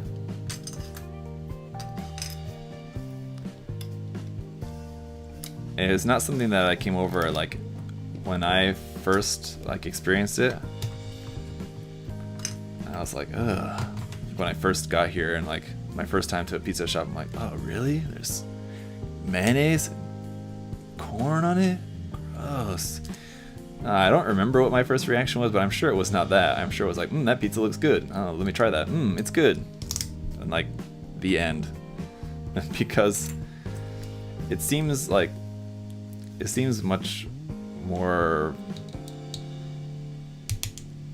I don't know, weird to just like have your immediate reaction to something that's just like different from what you normally are used to think that it's just gross, like without having actually tried it. Especially considering like it's such like a normal thing. Like if it was like for example like octopus on pizza, and like as an American I know, okay, yes, it's pretty normal that most American people don't eat octopus all that regularly, so octopus on pizza I can understand would be kind of probably a little bit weird for a lot of Americans, because that's not a very normal, usual thing to eat. But like corn on pizza, corn, like Americans love corn. How could you get weirded out by having corn on pizza? Like that's like the most American vegetable ever, corn. Anyway, I put kimchi on hot dogs if doing beach barbecues. Better than sauerkraut. I've not ever had kimchi on a hot dog, I can say that. But considering I just don't really like kimchi all that much, I'm probably gonna pass on that. But I'm sure it's alright. I'm sure there's a lot of stuff that you could put kimchi on that there's probably restaurants around here in Korea that do like experiment with that kind of stuff, but not enough in my opinion. I think a lot more places should do more like kimchi or like just like fusion kind of foods. I know there's a lot of fusion food, but like here's our tiny little doll. Like kimchi burger, like where it's just a hamburger with kimchi on it, right? Cheeseburger with kimchi on it, or like kimchi pizza, or like what I've always thought would be super good is some samgyeopsal pizza. I've never seen it anywhere. I don't think it exists. Maybe somewhere in Korea you can get it. Maybe it exists somewhere, but I've always thought samgyeopsal pizza would be dope. I need to try making it someday. It's just pork. Just if you guys don't know pork, if you just know like Korean barbecue, it's just like that pork you have at Korean barbecue generally. It's just like very extra thick bacon essentially. So if you just imagine just like some extra thick barbecued bacon, like grilled bacon on a burger, or on a pizza, or on a burger. Yeah, samgyeopsal burger. Why isn't that a thing either? Somebody in Korea is slipping up by not making this stuff. Where's that? There it is. My favorite pizza is PB&J pizza. Oh, okay, I thought you meant peanut butter and jelly at first when he said pineapple, bacon, jalapeno. I like pineapple on pizza, so sorry, I know that's like a meme, but personally I like pineapple on pizza. Hawaiian pizza is good. Bacon, good. Jalapeno, no, I don't really like jalapenos. That goes back to the spicy thing. And just the taste. I just don't really like the taste of jalapenos that much. I've tried putting watermelon or apple on pizza. No, I don't think I could do that. Like, I don't know. No, I mean, especially not watermelon. Apple, maybe, because I've had apple in curry. It's apple used in like Japanese style curry. Not Indian. I don't know. I don't know about Indian style curry very well. Maybe there's some different kinds of Indian style curry that also uses apple. But I've had it in Japanese style curry and it's good. Apple, but on pizza, I don't know. How about shrimp on pizza? Shrimp on pizza is fine, and that's also, you know, relatively common here. That definitely exists. I don't normally have it, and I actually kind of was talking to my wife about this recently because we were talking about some pizza or ordering pizza or something. And she thought that I didn't like. We were trying to pick the pizza, and like someone was recommending something, and she said, "Oh no, Zach doesn't like shrimp pizza." And I said, "What are you talking about? I like shrimp on pizza. Come on, what do you mean?" She's like, "But you never want shrimp pizza," and it's because, like, normally the kind of pizza here that has shrimp on it is the kind of pizza that's just like loaded with stuff, and that's what I don't like, when they just overload the pizza with like a million, like a dump truck full of toppings on top of the pizza. It's just way too much, and it's like too many flavors going on. And it's just like a lot of the times the pizza here, even like from Pizza Hut, Korean Pizza Hut here, or what's the other one? Domino's we have here as well, and then what's the other one? Mr. Pizza is that's like the Korean brand. I don't know if it's Korean or Japanese. I think it's Korean. Mr. Pizza. Anyway, yeah, a lot of times the food that will, the pizzas that will have shrimp on it will be of the variety that just has lots of stuff on it, and it's just too much. The number of ingredients on that pizza is just too damn high, to quote the meme. And so usually that's why I don't order pizza here with shrimp on it. It's not because of the shrimp, it's just because of the sheer number of other ingredients. But yeah, shrimp on pizza is good.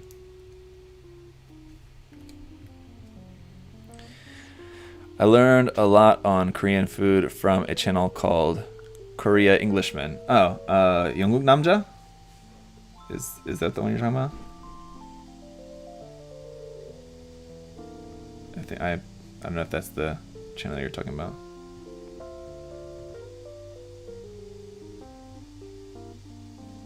I don't know if what did you say? Korea Englishman. I don't know if that's what he like goes by.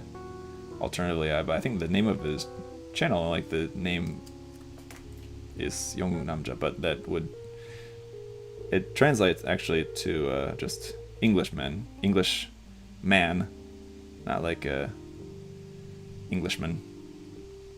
But yeah, 영국 남자. I'm guessing that's who you're talking about. Mr. Pizza are owned by GSI Krios. Yes, exactly. Yeah, so they must be Japanese. That makes sense. I've never thought about that, but I think you're right.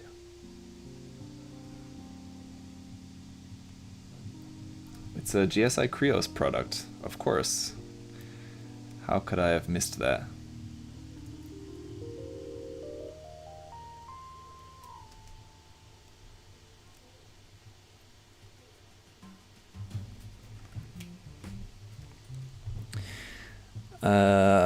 Let's see. Do they eat corn on pizza there? I see a lot of corn on pizza. Yeah, Jonathan, we were just talking about that. Yes, plenty of corn on pizza here. It's quite normal. And very good, I will say. And it's like, you can't even like really taste this. So it's not like you're eating like a pepperoni. Well, pepperoni pizza never has corn on it usually here. But what's something that, like, what would have? Does the Supreme pizza usually have corn on it? I think maybe. It's like the Supreme pizza here would be basically like similar to like a Supreme pizza there, as far as I know. I think it's like just like sausage, and I think there's maybe sometimes pepperoni on it as well, but it's like sausage and just different vegetables and stuff on it. So like a bunch of different things, and then maybe corn. So my point is, it's not like you bite into it and like you're overwhelmed with corn taste in your mouth. It's not like you can't even really taste the corn. If anything, it just adds like a little bit of like sweet butteriness, like, because it's like the canned corn, you know, it has like a kind of like buttery, sweet kind of flavor to it. So yeah, it's good.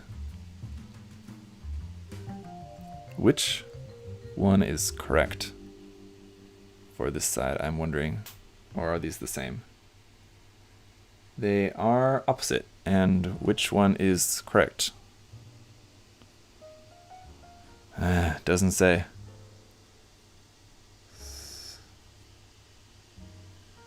So, but just judging by... Hang on. Yeah, I get that. That's how that's supposed to go. But...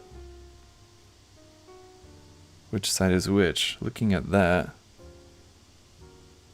Shit, I don't know. Alright, well this may be upside down. Or the wrong side, I mean, but... I guess we'll never know.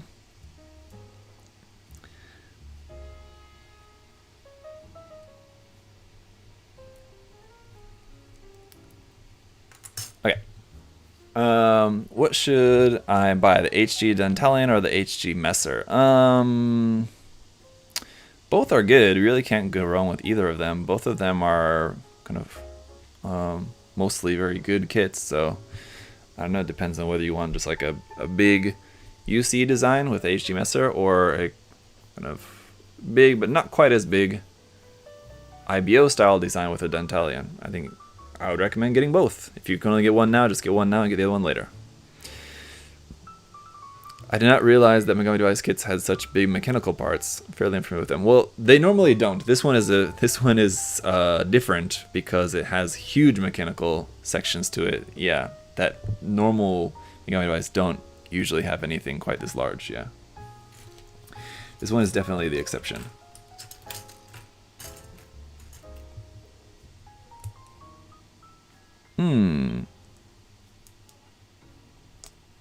That's supposed to be turned, but it doesn't have like a... Oh, or does it? Oh.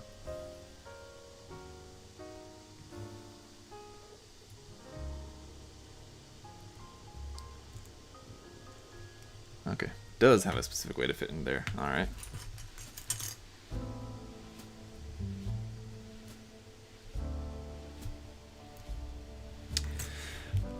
Like that, and then this one.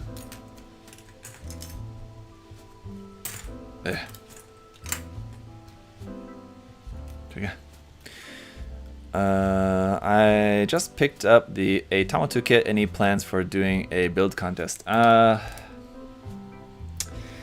would like to do a Tamatu build contest. I don't have any plans to do one anytime soon, and after the current contest, the 30 minutes missions contest is still ongoing now for another week or so, and then we already have plans for the next contest is going to be after that. It's not Tamatu.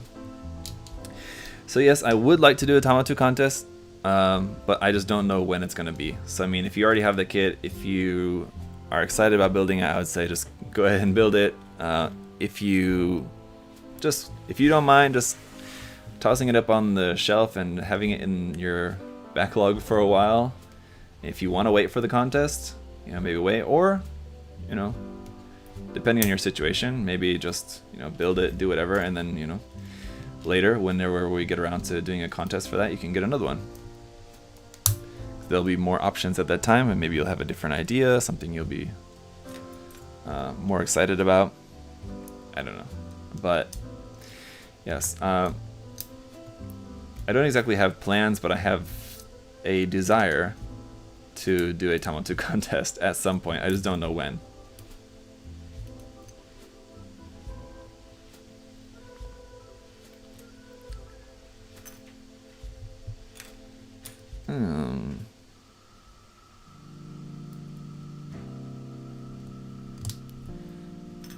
Okay, so after we're done with the weapons here, we're done. There is the whole base that I need to put together, but I'll put that together later. You guys don't really need to see the construction of the base, maybe, but at first I was kind of disappointed that the gun is different with this one, because I really like the design of the gun, and I really like having this kind of clear part inside the barrel of the gun on the original version. But I will say this new version is also very cool.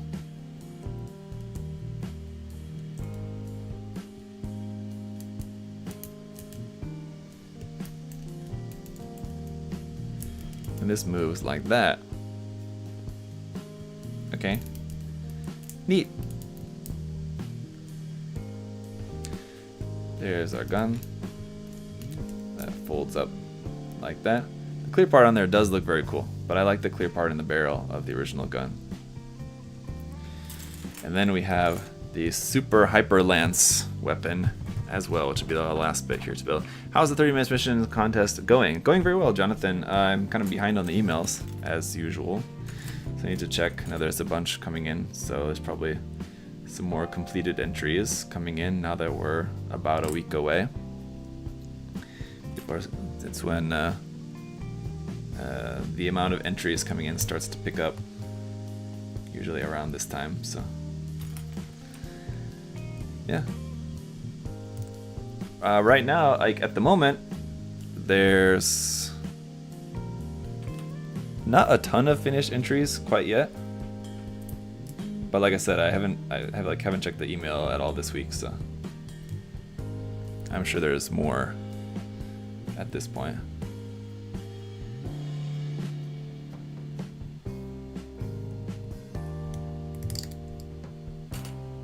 A couple people have messaged me, commented on videos, or sent me a message asking, "Hey, I sent my email. Did you get it yet?" Sorry. One more sticker here, and looks like a especially tricky one because it's very long and this sticker is very sticky.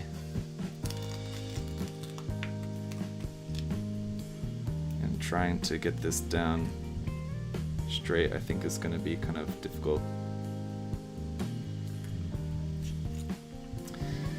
But let's see if I can do it.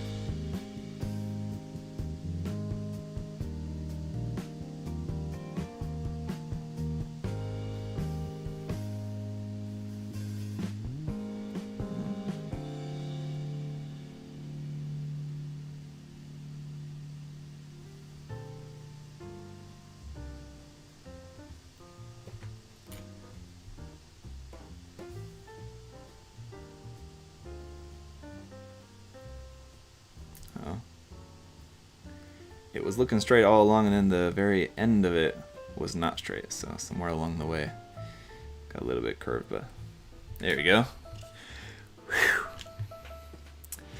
It's awesome to hear. Hope it goes well. Didn't enter, no time to build. That's understandable, yes. I know, not everyone can enter every single contest.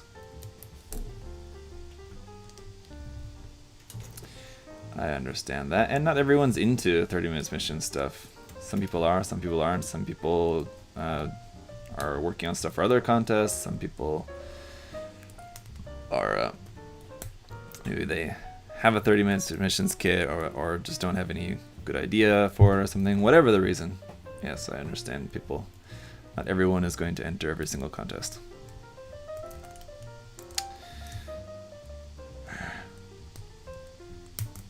There we go. There we go. There we go. Okay.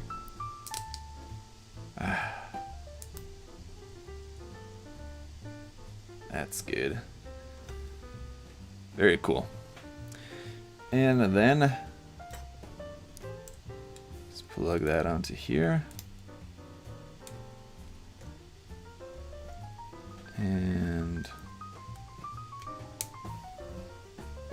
to here. Close that up. So long. This weapon is ridiculously huge. And these guys onto the side of here. And this one, just kind of skipping around a little bit. This is for the gun. Right there is our base connection piece. And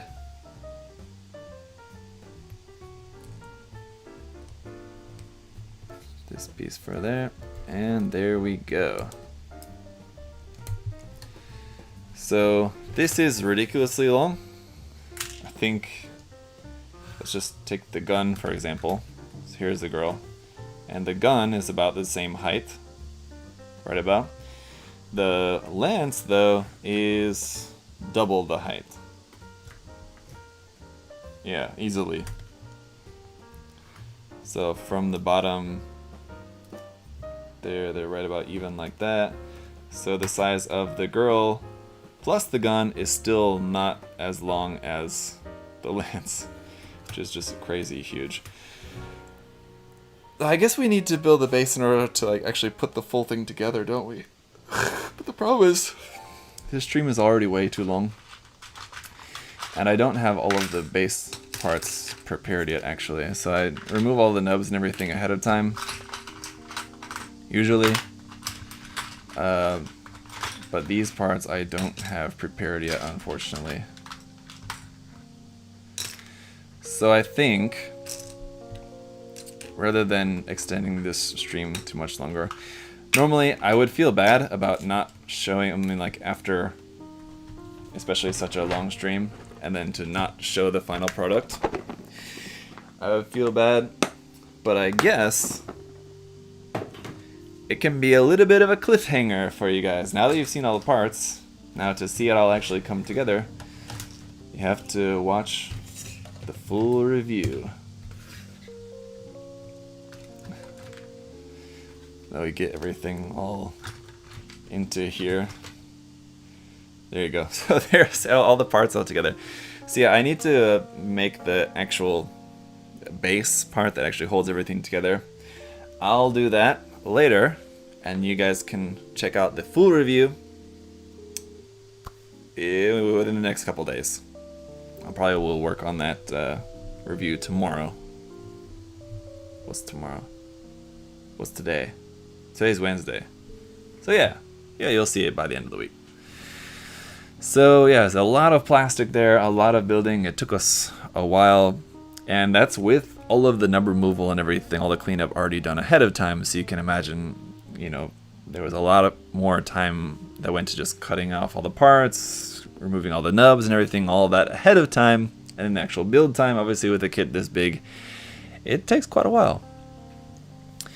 Aside from the Mecha Musume kits, I also like the Mech plus Girl figure pair builds too. Oh yes, Raphael, the ones that I do. Well, that's good. I'm working on another one of those right now. One that I've been working on for a while that I need to finish eventually, the Dachshund Maschinenkrieger kit. I was hoping to maybe getting around to finishing that this week, but don't think that's going to happen.